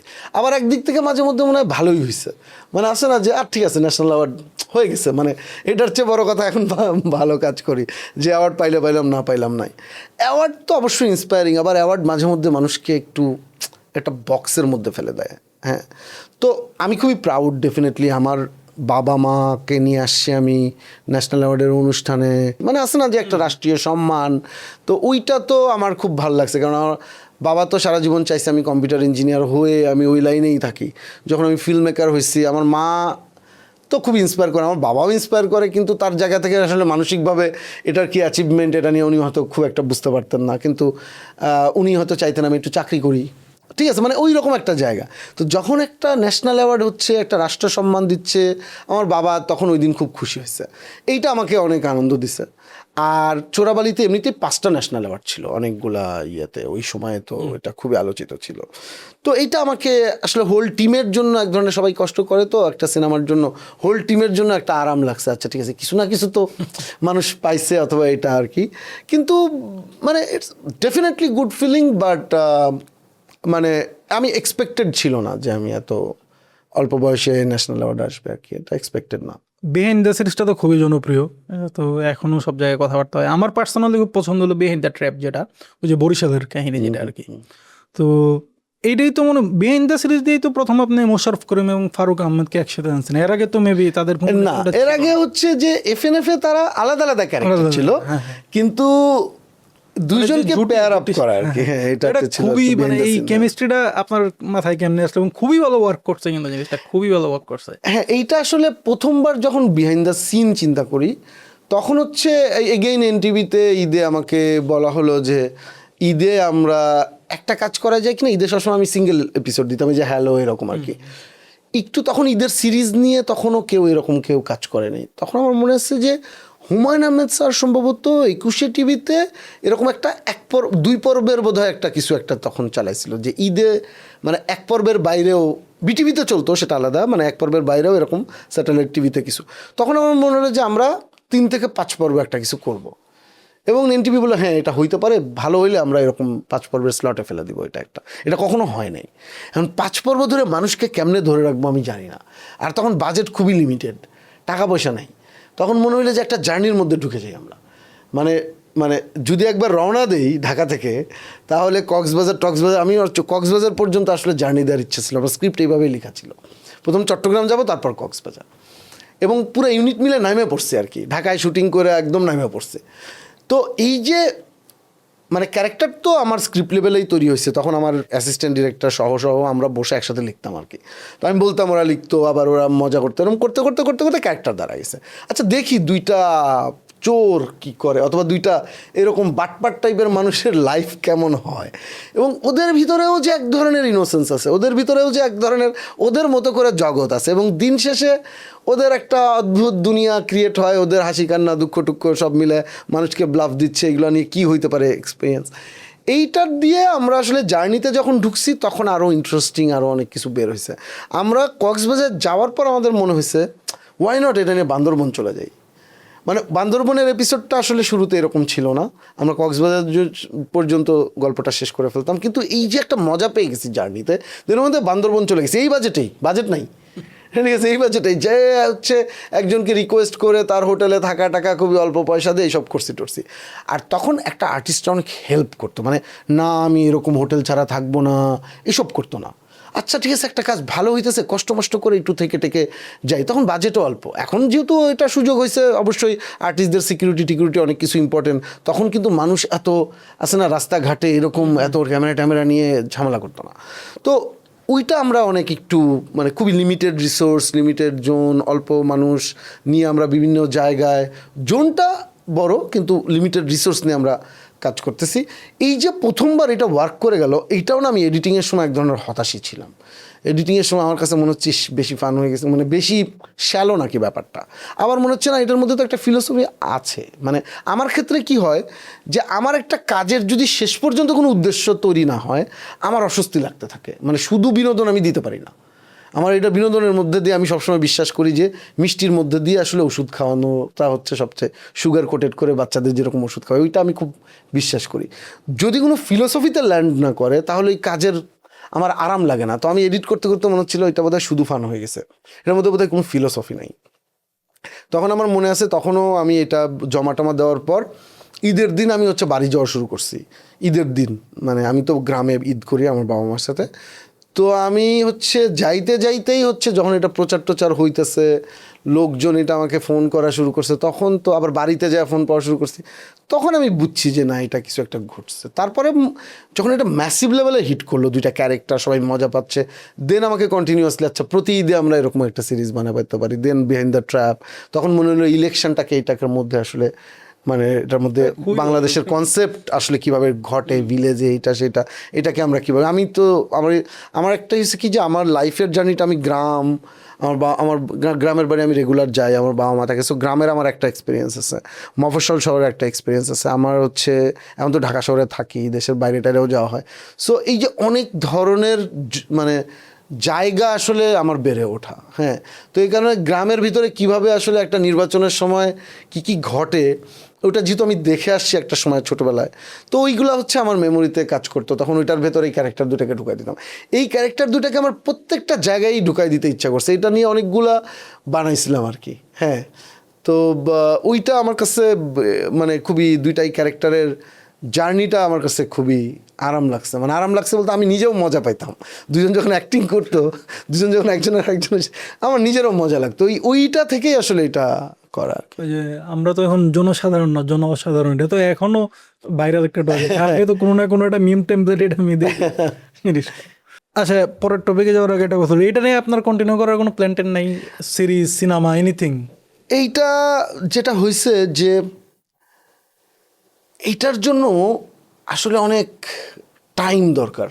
মানে আমি যদি আবার এটা বানাই, মোশাররফ ভাইয়ের অনেক টাইম দরকার, ফারুক ভাইয়ের অনেক টাইম দরকার, আমার নিজেরও অনেক টাইম দরকার, এটা ঠান্ডা হয়ে করা দরকার। আমি মাঝখানে লাস্ট যেটা করছি বিহাইন্ড দ্য পাপ্পি, এইটা অতটা ভালো হয় নাই অথবা এতটা জনপ্রিয় হয় নাই, ওটাও মানুষ পছন্দ করছে একটা, আমি খুব খারাপ রেসপন্স পাই নাই। কিন্তু আমার যে এক্সপেকটেশনটা ছিল ওই এক্সপেক্টেড মজাটা ঘটে নাই, তখন আমি এটাতে ভয় পেয়ে গেছি। মানে এইটা আর একবার করে যদি আরও ইয়ে হয় তখন তো এটার মানে আসে না যে এটার যে একটা ভ্যালু ক্রিয়েশন এটার জন্য আসলে ভালো হবে না। তো আমি যদি এটা কখনো করি, আমার মাঝে মধ্যে করতে ইচ্ছা করে, এই দুইটা ক্যারেক্টারকে আবার দেখতে ইচ্ছা করে যে তাদের বয়স বাড়ছে, দেন তারা কি করতেছে, হ্যাঁ এখন ওরা কিভাবে বাটপারিগুলো করবে, এখন ওরা কিভাবে সারভাইভ করবে, ওইটা আমার খুব দেখতে ইচ্ছা করে। কিন্তু আমি আসলে মানে সাহস পাই না, অথবা আমি অনেক সময় যদি নিতে পারি, মানে আমার তো এখন চরকি সিনেমা সব মিলে একটা ব্যস্ততা কাজ করে, অনেক সময় নিতে পারলে আমি এটা আরেকবার অবশ্যই ট্রাই করতে চাই। আমাদের অন্যতম পছন্দের একটা নন ফিকশন কাজ ছিল আপনি নারী ফুটবলারদের স্ট্রাগল নিয়ে যে ডকুমেন্টারি বানাইছিলেন ওই ডকুমেন্টারিটার কারণে পুরো বাংলাদেশের মানুষ নারী ফুটবলারদের স্ট্রাগলটা সম্পর্কে জানতে পারছিল। এইটা বানানোর পেছনের কাহিনী কি? এইটা বেসিক্যালি এটা প্রথম আলো প্রতি বছর তাদের অ্যানিভার্সারিতে ডকুমেন্টারি বানায়, তখন আমি প্রথম আলোর ডকুমেন্টারি রেগুলার বানাতাম। তো তখন হচ্ছে যে এরকম একটা মানে নারী ফুটবলাররা খুবই ভালো একটা সাফল্য নিয়ে আসছে, কিন্তু এটাকে প্রপার মানে প্রচার করা হচ্ছে না, অথবা এটা যদি আরেকটু এটা ডকুমেন্টেশন হিসেবে থাকে এইটা আরেক ধাপ আগায় যেতে পারে। কারণ তখন মানে প্রথম আলো যেহেতু রিপোর্ট করছিল, তখন প্রথম আলো বের করছে যে এদের প্রত্যেকের লাইফ এত স্ট্রাগলিং, এদের গ্রামের বাড়িতে ঠিকমতো খাইতে পায় না ঠিকমতো, এইরকম একটা জায়গা। তো আমার কাছে মনে হলো যে হ্যাঁ আমিও তো দেখতে চাই ঘটনাটা কী। এবং আমাকে আনিস ভাই খুব ইন্সপায়ার করছে এবং মতি ভাই। তো আমি হচ্ছে এইটা শ্যুট করার আগে ওদের সাথে একটু মিশি, মানে আমরা ওই গ্রামে চলে গেছি, তখন আমার অ্যাসিস্ট্যান্ট ডিরেক্টর ছিল, চিফ এডি ছিল আতিক জামানও আগে চলে গেছে, ওদের সাথে মিশে কথা বলছে, আমিও গেছি। যাওয়ার পর ওদের বাড়ি ঘরে যে না মানে আমি কিন্তু আগে থেকে কোথাও কোনো স্ক্রিপ্ট লিখে নিয়ে যাইনি, আমার কাছে মনে হচ্ছে ডকুমেন্টারি জাস্ট আমি আগে লাইফটা দেখি এবং ওই লাইফটা শ্যুট করতে চাই আর কি। হ্যাঁ, যাওয়ার পর যে লাইফটা আমি কল্পনা করে গেছি এই লাইফটা আরও কঠিন লাইফ যা দেখলাম, দেখার পরে যেটা হয়েছে যে তখন মনে হচ্ছে যে হ্যাঁ ওই গল্পগুলাই আসলে শ্যুট করতে চাই, মানে ওদের কথা, ওদের বাড়ি, ওদের ঘর, ওদের জার্নিটা। গ্রামে দুই ধরনের জার্নি, একটা তো দারিদ্রতা আর একটা নিউট্রিশন, ওর তো খেলতে হলে ওর তো নিউট্রিশন লাগবে না, প্রপার নিউট্রিশন না পেলে তো এনার্জি পাবে না। আর অদ্ভুত অদ্ভুত গল্প, গ্রামের মেয়েরা হাফ প্যান্ট পরে ফুটবল খেলবে, মানে এইটা আবার আসে না যে এইটা তো, আর ওকে তো ইন্টারন্যাশনালি খেলতে হলে হাফ প্যান্ট পরে খেলতে হবে, আবার জুতা পরে খেলার স্ট্রাগল, কারণ ওরা তো খালি পায়ে খেলতে অভ্যস্ত, জুতা পরে দেওয়ার পর তো আরেক যন্ত্রণা। সো এই যে ছোট ছোট বিষয় ওভারকাম করে করে গ্রামের ইয়েগুলো, নেপাল যে জিতে চলে আসতেছে, বিদেশি মেয়েদের সাথে জিতে চলে আসতেছে, মানে এরাই তো আমাদের ইন্সপিরেশন দেশের।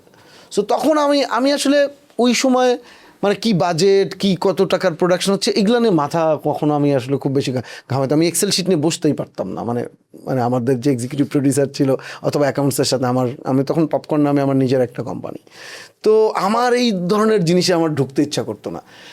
এখন বেশি ঢুকির জন্য বোধহয় বেশি হিসাবই হয়ে গেছে, মানে এখন ঢুকতে হয় কারণ বিজনেস চালাইতে হয়, চরকি চালাইতে হয়, কিন্তু তখন যে ঢুকতাম না, নিজেকে যতটা পারি হচ্ছে যে আমি কন্টেন্টে ইনভেস্ট করার চেষ্টা করতাম আর কি। তো তখন ওইটার যে ভেতর থেকে বের হয়ে আসতেছে যে গল্পগুলা, ওই গল্প এডিট করার পরে যখন প্রথম আলোকে দেখালাম, অবাক হয়ে গেছে সবাই যে এদের এরকম জীবন, এদের এইটা, মানে হ্যাঁ আমরা রিপোর্ট তৈরি করছি কিন্তু এটার যে মানে ভিজুয়াল অথবা এটার যে, আর ওদের ভেতরে একটা শক্তি আছে না, ওই মেয়েগুলা যেভাবে খেলে, যেভাবে প্র্যাকটিস করে, এটা খুবই পছন্দ করলো সবাই। এটা যখন প্রথম আলোতে গেল এবং পরবর্তীতে যখন প্রচার হয়েছে, এটার জন্য ওদের প্রত্যেকের লাইফে বড় বড় চেঞ্জ আছে। ওই গ্রামে ইনফ্যাক্ট বিদ্যুৎ চলে গেছে এর পরপরই। হ্যাঁ, মানে তারপরে হচ্ছে যে আস্তে আস্তে মানে এদেরও লাইফের যতটা সম্ভব এটা বাফুফেও এটার জায়গায় আরও বেশি অ্যালাইন হচ্ছে অনেক কিছু। এবং এইটা আমি মনে করি যে ওরা যখনই জিতে, তো মাঝে মধ্যে আমার সাথে দু একজনের কথা হয়, তো পরবর্তীতে আরেকটা এটার ফলো আপ ডকুমেন্টারি করছিলাম আমি, তো তখন আবার যে অনেক বছর পর ওদের সাথে দেখা হলো, প্রত্যেকে মানে আমাকে দেখে, তখন তো আরও বাচ্চা ছিল, এখন তো বড় হয়ে গেছে এবং এখনও তো খেলে, ভালো ভালো খেলে, এবং প্রত্যেকটা জায়গায় যখন জিতে আসে আমার নিজের কাছে প্রাউড লাগে। আমার কাছে মনে হয় যে আরে ওর সাথে তো আমিও ছিলাম, মানে এরকম একটা জিনিস হয়। আর এখন অনেক দিন পর কোথাও প্রোগ্রামে দেখা হয়ে গেলে মানে যেভাবে আসে, যেভাবে কথা বলে, আমি খুব ইমোশনাল হয়ে যাই। মানে এটা আমাদের দেশের আসলে গর্ব করার মতো তো এরকমই, আমাদের মেয়েরা যেভাবে অদ্ভুত খেলে মানে জয় করে নিয়ে আসতেছে প্রত্যেকটা জায়গায়। একটা ছেলে হিসেবে আমি মনে করি যে মানে এইটা আমাদেরকে সবারই অ্যাপ্রিসিয়েট করা, প্রাউড করার মতো ঘটনা, এবং এইটা আমাদের আরও লার্ন করতে হবে, লার্ন করে করে আরও বেটার জায়গায় যাইতে হবে আসলে, মানে বেস্ট মানে আমি যখন এই ডকুমেন্টারিটা দেখতেছিলাম, আমার তো আমি যেহেতু নিজে খুব সিনেমা প্রেমী এবং সিনেমা টিনেমা বানাইতে চাই, আমার মাথায় তো সিনেমা রিলেটেড সব চিন্তা ভাবনা ঘুরে। তো এইটা যখন আমি ডকুমেন্টারিটা দেখতেছিলাম, আমার তো মনে হয়েছে এটা পুরো একটা চাক দিয়ে ইন্ডিয়া টাইপের একটা সিনেমা বানানো সম্ভব। এটা আপনার কোনো মাথায় আসে না এই যে এটা না, এটা আমাকে ড্রামা? হ্যাঁ, এটা আমাকে অনেকে বলছে যে এটা একটা স্পোর্টস ড্রামা হলে ভালো হতো, কিন্তু আমি আসলে অনেক ভালো স্পোর্টস ড্রামা বানাইতে পারবো না, মানে মানে আমি নন ফিকশন বানাইতে পারবো, হ্যাঁ, কিন্তু আমার মানে আসলে খেলা নিয়ে সিনেমা আমি একটা ট্রাইও করছি, মানে এয়ারটেলে আমি হচ্ছে 2টা টেলিফিল্ম বানাইছিলাম, হ্যাঁ। তো একটা টেলিফিল্ম ছিল ভালোবাসা 1-1, এটাও একটা খুবই পপুলার হয়েছিল, এখনও মানে যারা দেখে বলে। আর একটা এরকম ফুটবল নিয়ে বানাইছিলাম আর কি, হ্যাঁ।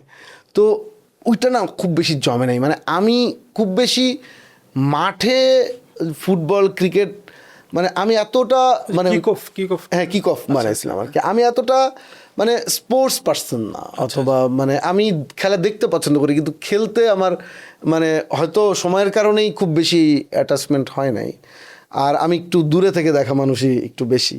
তো যে কারণে এইটা যারা আসলে খেলার প্রতি অনেক বেশি যেই ডিরেক্টরগুলো মানে ইনভেস্টেড, তারা কেউ বানাইলে হয়তো ভালো করবে। আমার কাছে এটা বানায় এটা নষ্ট করতে চাই না আসলে, সত্যি কথা, কারণ এখনও কিন্তু এটা একটা ভালো টপিক, এটা একটা ভালো জায়গা, মানে কেউ এটাকে আসলে প্ল্যান করতেও পারে, এটা কিন্তু খুব ভালো সিনেমা হবে। আমরা যেটা স্পোর্টস ড্রামা একটা কন্টেন্ট বানাইছিলাম, ওটার মধ্যে আমরা এটা নিয়ে কথা বলছিলাম যে আমার তো এটা ডকুমেন্টারি দেখেই মনে হয়েছে যে এটা পুরো সিনেমা, মানে যা ঘটতেছে এটা নন ফিকশন হইলেও পুরো সিনেমা লার্জার স্ক্রিনের জন্য। আপনার ওই ভালোবাসা 101-এও তো আমার এটা নিয়ে খুব ভালো একটা এক্সপিরিয়েন্স আছে। ওটা কোনো একটা 13-14 কোনো একটা শীতে রিলিজ করছিল, আপনারা বানাইছিলেন। ওইটা পুরো একটা মাঠে এটার স্ক্রিনিং হয়েছিল। আচ্ছা আচ্ছা, কি মনে আছে এটা? এইটা হ্যাঁ, এইটা হয়েছে হ্যাঁ সংসদ ভবনের আশেপাশে একটা রাইট স্ক্রিনিং হয়েছিল, বিশাল স্ক্রিনিং হয়েছে, এয়ারটেল স্ক্রিনিং করছিল। তো তখন তো আমাদের ওই ফিল্মের অবস্থা তো আহামরি কোনো কিছু না। তো এই যে আমরা যেটা বলি একটু সফিস্টিকেটেড অডিয়েন্স, বা আমরা তো যে টাইপের জিনিস দেখতে চাই ওগুলো তখন টেলিফিল্মেই, এয়ারটেল মানে টেলিফিল্মেই বেশি দেখা যায়। তো আমরা বন্ধুরা মিলা তখন একটা শীতের সন্ধ্যা ছিল, তখন আমরা টিকিট কেটে গেছি, 100 বা 200 টাকার একটা টিকিট ছিল। অর্ণব ভাইয়া আসছিলেন, গান করছিলেন, এবং লাস্টে এটা স্ক্রিনিং হয়েছিল, খুবই এনজয় করছিলাম আর কি। আমার খুব গুড একটা মেমোরি আছে ওটা নিয়ে। তো ওইটা আপনার বানাইতে গিয়ে কি অবস্থা? এইটা তো এয়ারটেলের টেলিফিল্ম তখন সবচেয়ে বেশি বাজেট দিত, আমাদের সবার ইচ্ছা ছিল এয়ারটেলের টেলিফিল্ম করা। এইটার কারণে না যে এটা টাকা কামানো, কারণ সবাই তো ভালো বাজেট পাইতাম না, মানে সিনেমা মানে ভালো একটা কাজ করার জন্য তখন টেলিভিশনের বাজেট তো লিমিটেড ছিল। তো এইটাতে ভালো প্রচার হবে, এয়ারটেল ভালো প্রচার করতো। আর একটা হচ্ছে যে একটা মানে আমরা রেগুলার যে বাজেট পাই তার চেয়ে একটা বেটার বাজেট, তার মানে আরেকটা এক্সপেরিমেন্ট করতে পারবো, আরেকটু বেটার করতে পারবো। তো ওই জায়গা থেকে তখন এয়ারটেলের টেলিফিল্ম আমরা ডিরেক্টররা সবাই তখন করতে চাইতাম। আদনান একটা করছিল অল টাইম দৌড়ের উপর, খুবই হিট করছে, তখন আরও করতেছিল সবাই। তো তখন হচ্ছে যে এইটা আমাকে বলে যে এইটা আমি করবো কিনা। আমি অবশ্যই, মানে তখন হয়েছে কি এয়ারটেলের গল্প পিচ করতে হইতো, মানে সবাই একটা করে গল্প দিচ্ছে, যার গল্প ভালো লাগতেছে তাকে ডেকে নিচ্ছে, এরকম ওরা সিলেক্ট করতে এখনকার সময়ের প্রমিসিং ডিরেক্টর কারা। তো আমি গল্প করলাম, ওরা গল্প পছন্দ করলো, গল্প পছন্দ করার পর আমি তখন মনে হয় অনেক ইন্টারেস্টিং, অনেকেরই প্রথম প্রজেক্ট এইটা। মানে আমি যদি বলি যে সিয়ামের ফার্স্ট অ্যাক্টিং করা কিন্তু এটা, এর আগেও আদনানের বিজ্ঞাপন করছে, কিন্তু যদি প্রপার অ্যাক্টিং যেটা হচ্ছে যে ফিকশানে, সেটা হচ্ছে ওর ফার্স্ট অ্যাক্টিং এটা। আবার সালমান মুক্তাদিরের ফার্স্ট অ্যাক্টিং এটা। তখন হচ্ছে সায়েম সাদাত, ওকে দিয়ে এটা, ও অনেক ইন্টারেস্টিং ক্যারেক্টার প্লে করছে। তারপরে তখন একটা জার্নি খুব ভালো। তারপরে মেজাবিন, হ্যাঁ, টয়া, সাফা কবির, এরকম অনেকে সব একসাথে, মানে একটা বাঞ্চ অফ ইয়াং স্টার্স, এবং সবাই মানে হই হই করতে করতে বানাচ্ছি, মানে খুবই। আর এটা রোড জার্নি ছিল এটার মধ্যে একটা, তো নিজেরাও রোডে অনেক শ্যুট করতেছি, এটা করতেছি, বিভিন্ন জায়গায় চলে যাওয়া শ্যুট করতেছি, মজা হয়েছে অনেক এটা জাস্ট। এবং তখন আমার মনে আছে তখন আমার ব্রেকআপ হয়েছে। তো ওইটা হওয়ার পরে হচ্ছে যে আমিও হচ্ছে যে আসে না যে মানে একটা ফান মুডে ঢুকে একটা কিছু করা, আমার দুঃখ কষ্ট একটু ঢেকে ফেলা, নিজেরও থাকে না একটা ইন্সপিরেশনের জার্নি লাগে আর কি। তো ওইটাতে হয়েছে কি যে আমি অনেক মজা করছি, অনেক ফান করছি, এবং ফাইনালি ভালোবাসা 1-1-এর মধ্যেই ফান অথবা এই জায়গাটা না স্ক্রিনে দেখা গেছে, কারণ সবাই যখন এটার মধ্যে ইনভেস্টেড থাকে তখন স্বাভাবিকভাবে এটা বের হয়ে আসে আর কি। তো ওইটা খুব মানে লোকজন খুব পছন্দ করছে, স্ক্রিনিংয়ে খুবই এনজয় করি, আমার মনে হয় ফুল অডিয়েন্সই প্রত্যেকটা জোকসে হাসতে কানেক্ট করতে পারতাছিল আর কি ওটার সাথে। মোস্তফা সরোয়ার ফারুকীর বেশ কয়েকজন অ্যাসিস্ট্যান্ট ডিরেক্টর পরবর্তীতে বাংলাদেশের মিডিয়া ইন্ডাস্ট্রির একদম টপ পজিশনে আছে। আপনি আছেন, আদনান আল রাজীব ভাই আছে, আশফাক নিপুণ ভাই আছে। ইন্টারেস্টিং ব্যাপার হলো একজন ডিরেক্টরের আন্ডারে সবাই কাজ করলেও আপনাদের প্রত্যেকের ডিরেক্টোরিয়াল ভয়েসটা বেশ আলাদা, প্রত্যেকের গল্প বলার ধরন আলাদা, ভিশন আলাদা, সব কিছুই আলাদা। এইটা কিভাবে হলো বলে আপনার মনে হয়? আমার মনে হয় এটা সবার নিজের ভেতর থেকে সচেতনভাবে হয়েছে।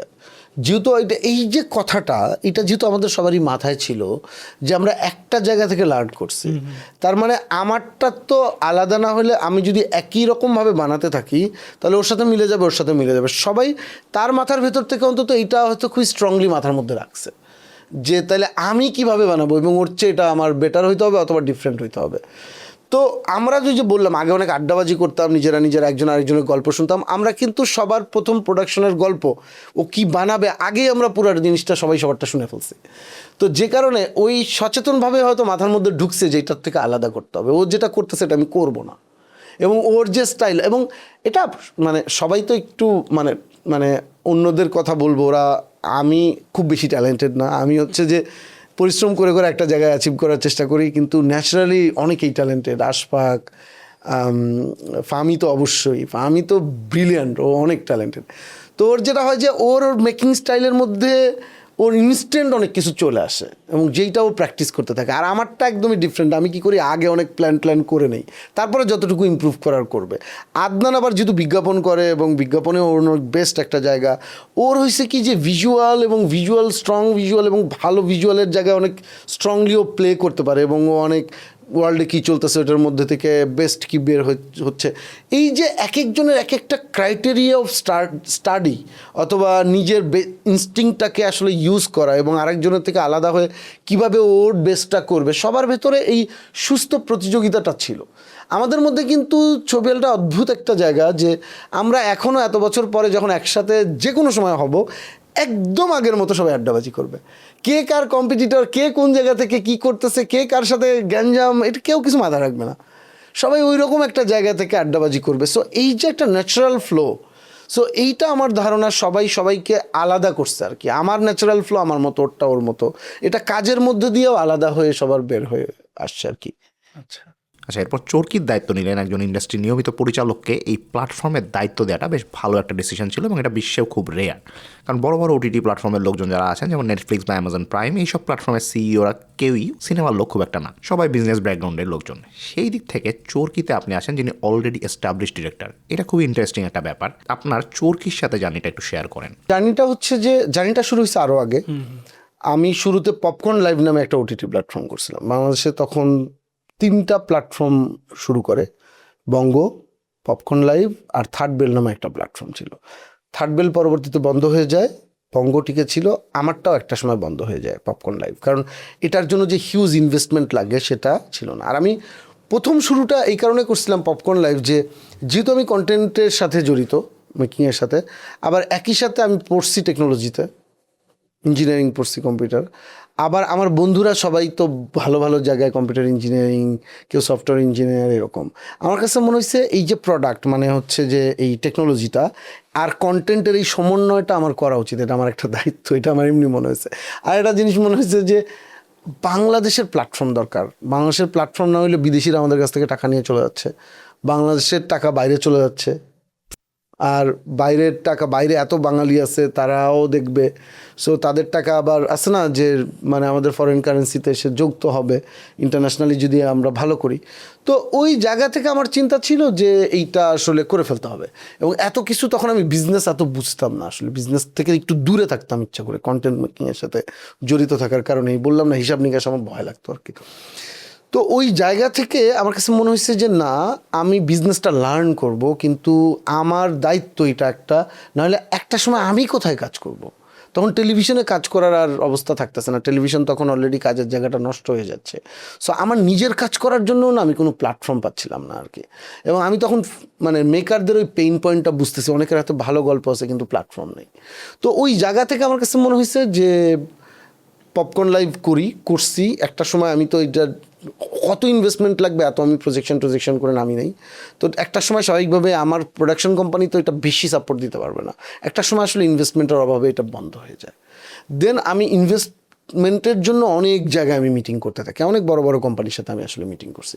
তার মধ্যে আসলে মানে আমার বন্ধু পিয়াস, যে প্রথম আলোর ডিজিটাল বিজনেস চিফ, তো উনি হচ্ছে, ওর সাথে আমার একটা ইভেন্টে দেখা, আমি তখন ওই পপকর্নের স্ট্রাগল নিয়ে কথা বলতেছি, এবং হি ইজ আ টেকনোলজি গাই, আবার একই সাথে বিজনেস। ও বলতেছে যে হ্যাঁ তাহলে দেখি একসাথে আমরা আসলে প্রথম আলো ট্রান্সকম কীভাবে করা যায়। দেন মতিবার সাথে আমি প্রেজেন্টেশন দেই, মতিবা বলছে হ্যাঁ আমি অনেক কিছু বুঝতে পারতেছি না, কিন্তু বুঝতে পারতেছি এটা একটা সম্ভাবনা আছে, কারণ এইটা এই দিকেই যাচ্ছে সব, মানে এবং তোমার যে কনসেপ্ট অথবা এটা দেশের ভালোর জন্য করবা, তো এটা তো ভালো জিনিস। দেন ট্রান্সকম, মূলত আসলে ট্রান্সকমের সবগুলো হচ্ছে মানে বিজনেস ইউনিট আর কি, এর মধ্যে প্রথম আলো একটা মানে মিডিয়া স্টার লিমিটেড। দেন ট্রান্সকম তখন এটাতে ইনভেস্ট করতে রাজি হয়।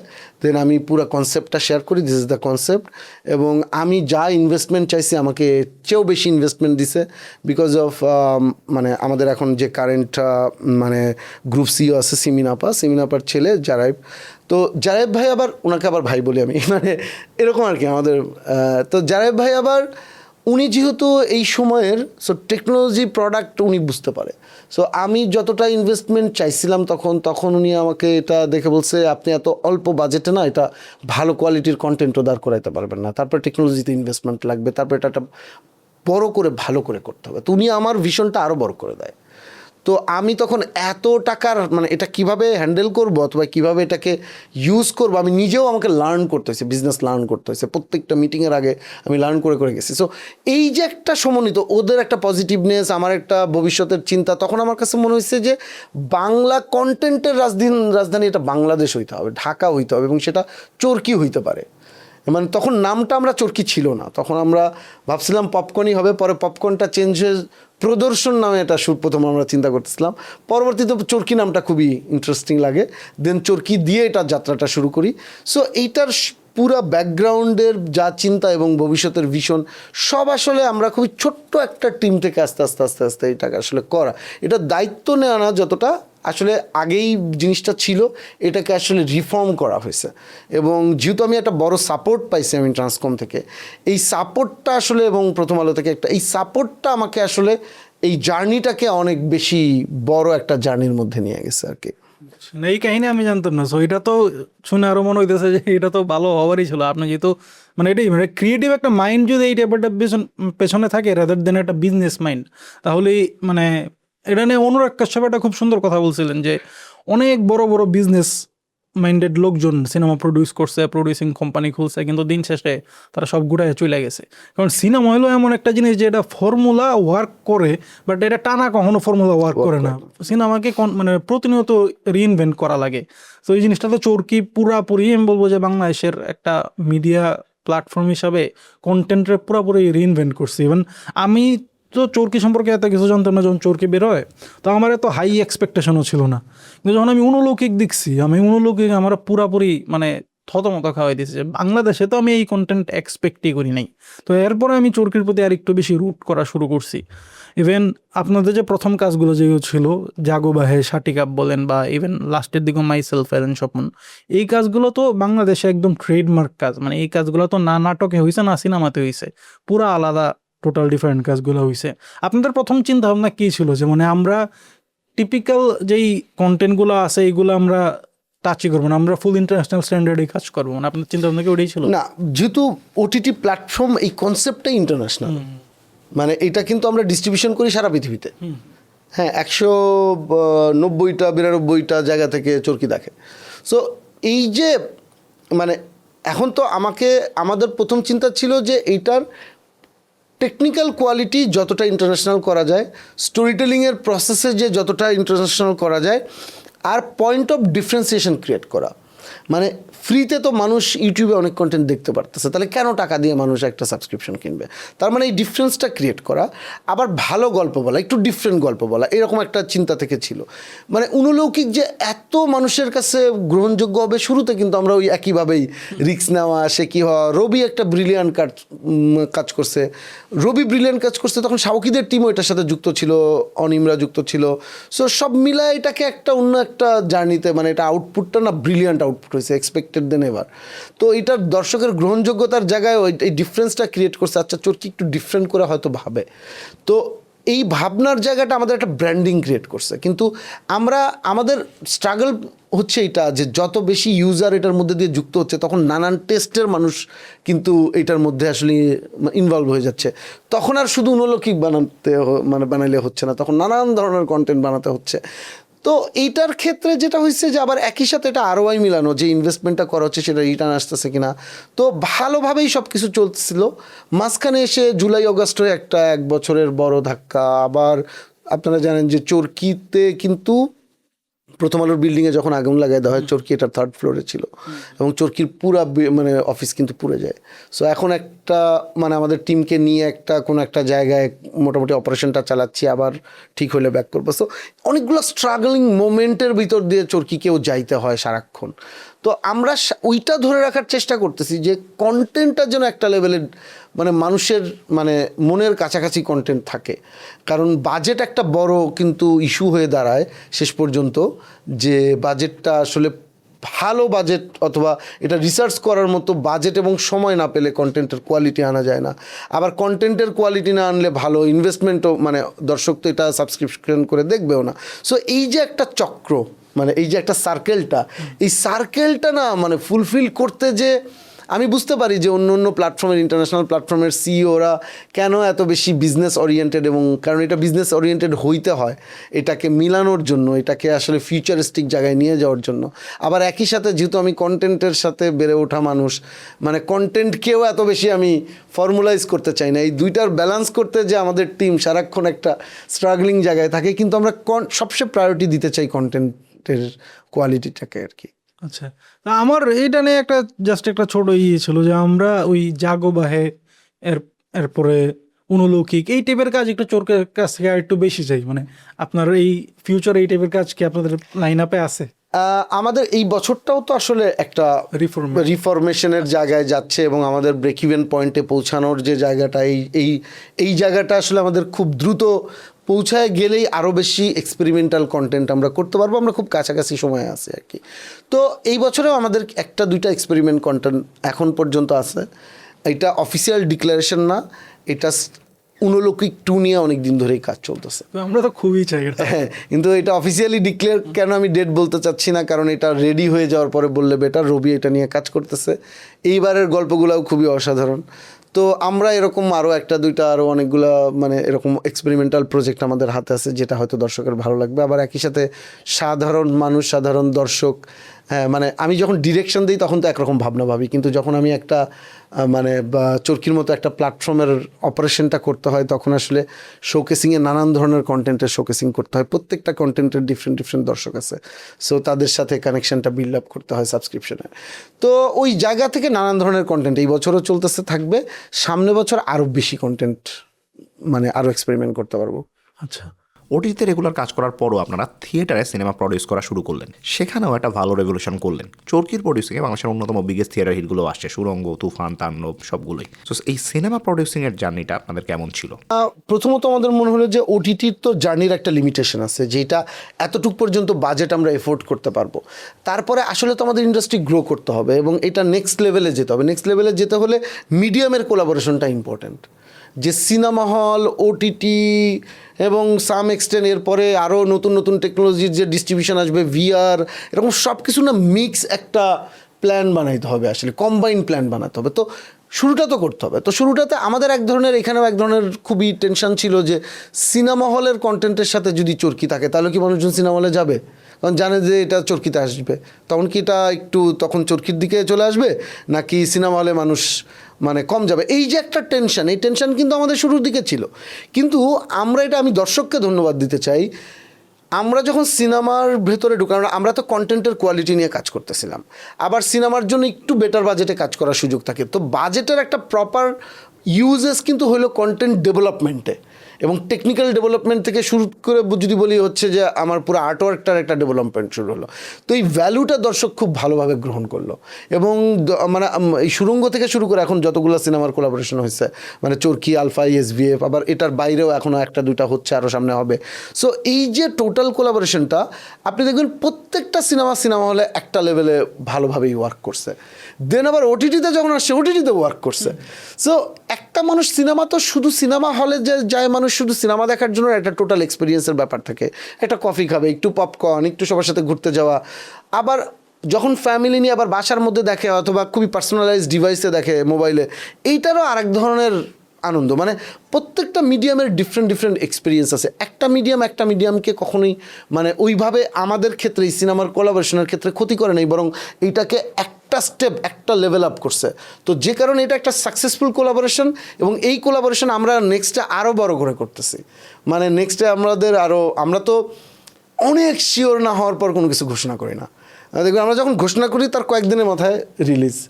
তার মানে হচ্ছে যে আমরা ফাঁকা আওয়াজ শব্দটা বলতেছি না, অনেকেই দেয় না, সেটা না, কিন্তু আমরা আগে একটা জিনিস ম্যাচিউর করি, একটা জিনিসকে আসলে মানে বুঝি যে এইটাকে আসলে আমরা ডিক্লেয়ার করব কি করব না, এরকম একটা জায়গায় যাওয়ার পরে, এটা একটা মানে যাওয়ার জার্নি হওয়ার পরে দিন আমরা এটাকে ডিক্লেয়ার করি।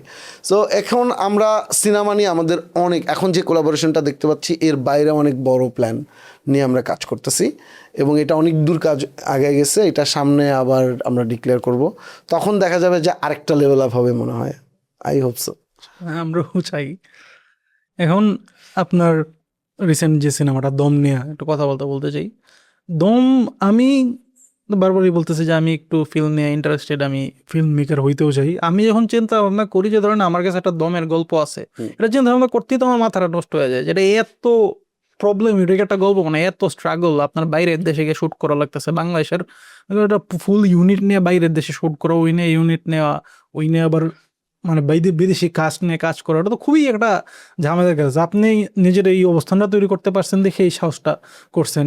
এই পুরা জার্নিটা একটু বলেন, যেমন এটা আপনার কি মনে হয় না যে এটা অনেক প্রবলেম এটা হবে, যেমন আপনি গল্পটা ভাবছেন, গল্পটা আসলে মানে কিভাবে আপনার মাথায় আসছে ওটা আগে প্রথম বলে। হ্যাঁ, মানে একটা হচ্ছে যে আমি তো অনেক দিন একটু ডিরেকশনের গ্যাপ, মানে চোরাবালি, আইসক্রিম, তারপর একটা 10 বছরের গ্যাপ আসলে। তো আমি যখন এটা নিয়ে কাজ করি তখন তো এটা 8 বছরের গ্যাপ চলতেছে না।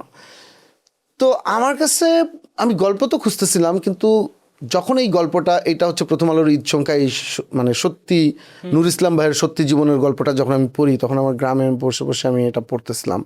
আমার বাবার জন্য সবসময় আমি ওই নিয়ে যাই আর কি, ঈদ সংখ্যা নিয়ে যাই পড়ার জন্য। সো ওইটাই বসে বসে পড়তেছিলাম। তো এই গল্পটা পড়তে পড়তে আমার কাছে খুব ইন্টারেস্টিং লাগছে যে একটা মানুষ এত স্ট্রাগলের মধ্যে তার প্রাণশক্তি কীরকম, একটা মানুষের যে সে বেঁচে ফিরতে পারে এরকম সিচুয়েশান থেকে।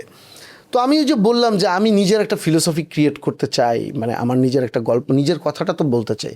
আমার কাছে মনে হচ্ছে যে এইটা খুবই ইন্টারেস্টিং এবং খুবই স্ট্রং, যে বাঙালিরা কিন্তু অনেক মানে স্ট্রাগল করতে পারে, বাঙালিরা কিন্তু অনেক একটা কিছু জয় করার জন্য একটা ম্যাক্সিমাম লেভেল পর্যন্ত যাইতে পারে। আমাদের মুক্তিযুদ্ধ এরকমই একটা জায়গা, এবং আমি মনে করি যে এই যে সারা পৃথিবীতে যত বাঙালিরা কাজ করতেছে প্রত্যেকে প্রচণ্ড পরিশ্রম করে, এবং দিন শেষে কিন্তু দেশে ফেরার জন্য তাদের একটা আকুতি। এবং এরকম একটা আফগানিস্তানে যে তালেবানরা তাকে কিডন্যাপ করছে, 84 ডেজ তাকে ক্যাপটিভ করে রাখছে, একটা বাঙালি কীভাবে এখান থেকে বেঁচে ফিরবে, ওর প্রাণশক্তিটা আমাকে আসলে খুবই ইন্সপায়ার করছে আর কি। এটা হচ্ছে প্রথম ধাপ।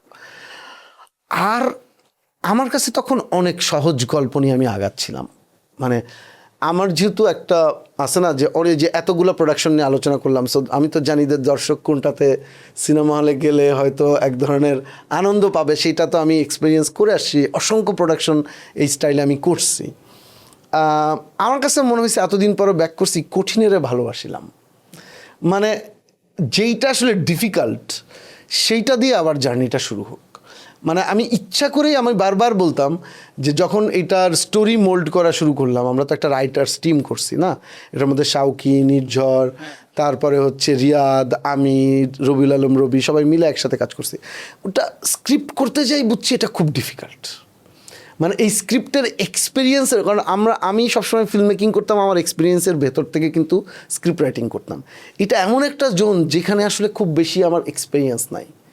তো আমরা ফিফথ ড্রাফটে শুটিংয়ে গেছি। হ্যাঁ, মানে এইখানে সবাই নিয়ে যখন বসলাম, আমি যেটা করলাম যে গল্প সিলেক্ট করার পর প্রথম আমি নুর ইসলাম ভাইয়ের সাথে সামনাসামনি আমি বসি, ওনাকে আমার বাসায় ইনভাইট করছিলাম, সারাদিন ওনার গল্প শুনছি।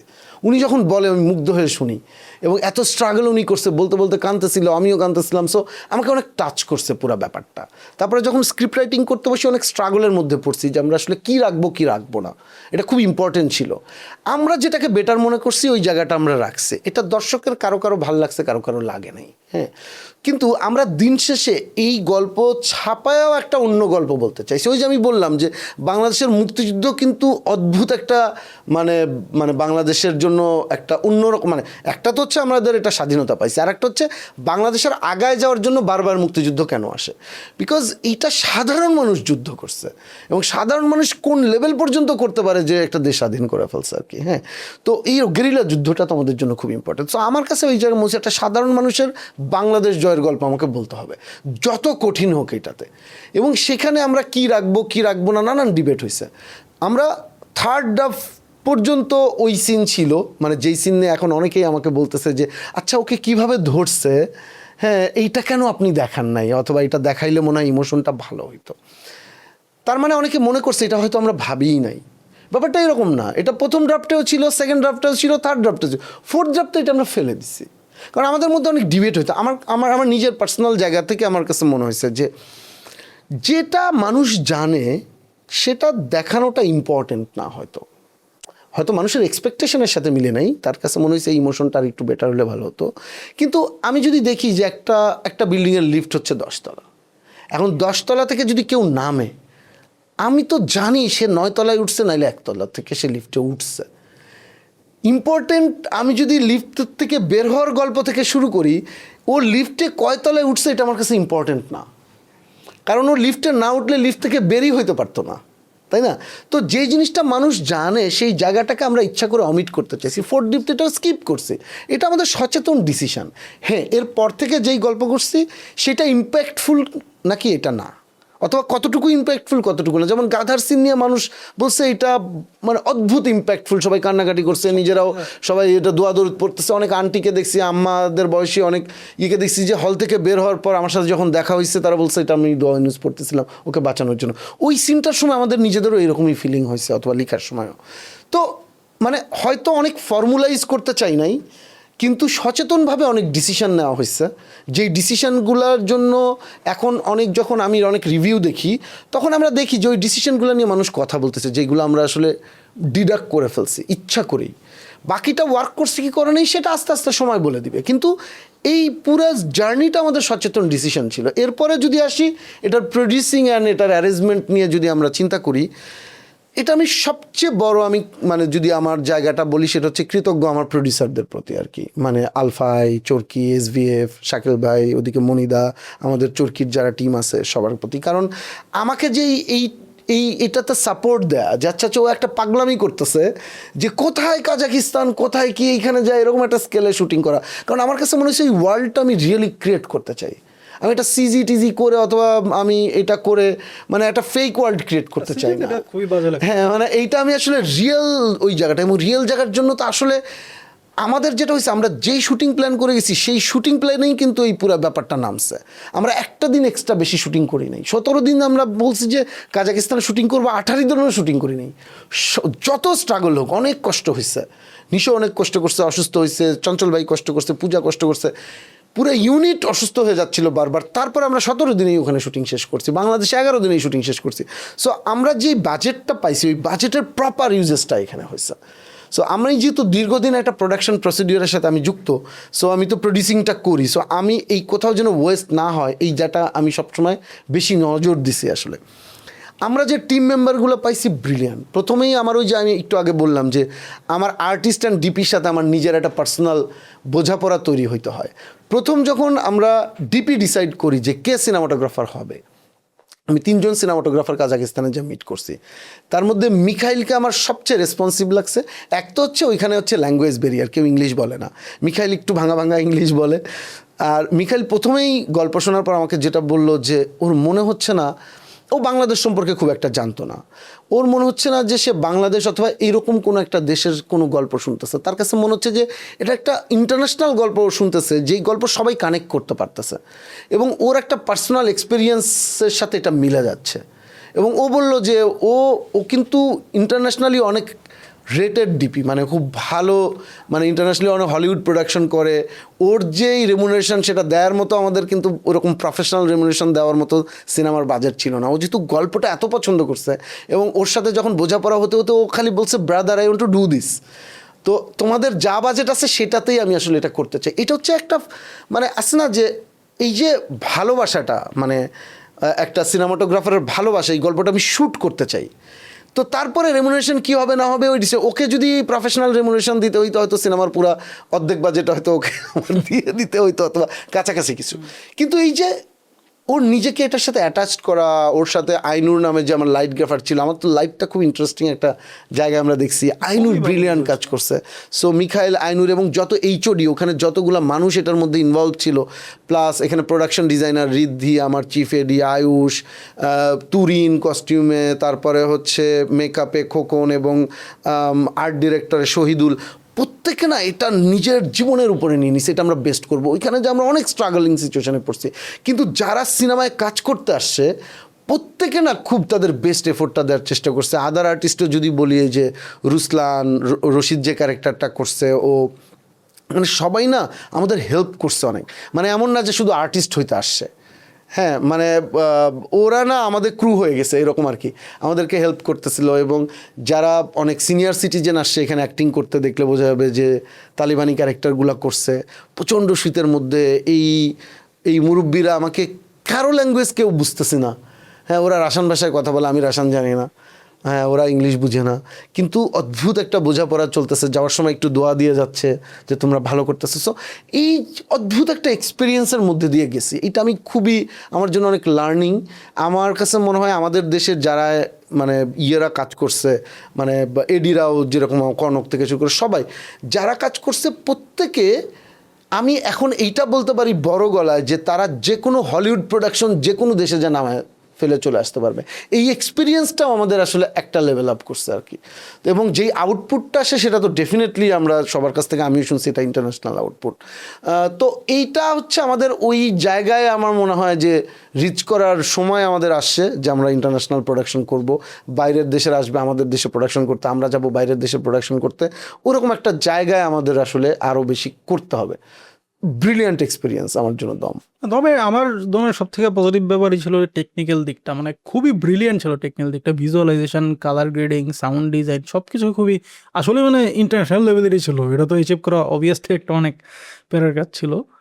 এখন আপনি তো দম বানাইছেন, মানুষজন পছন্দ করছে, সবই ঠিক আছে, এখন কি আপনি আবার একটা 8 বছরের গ্যাপ দিবেন?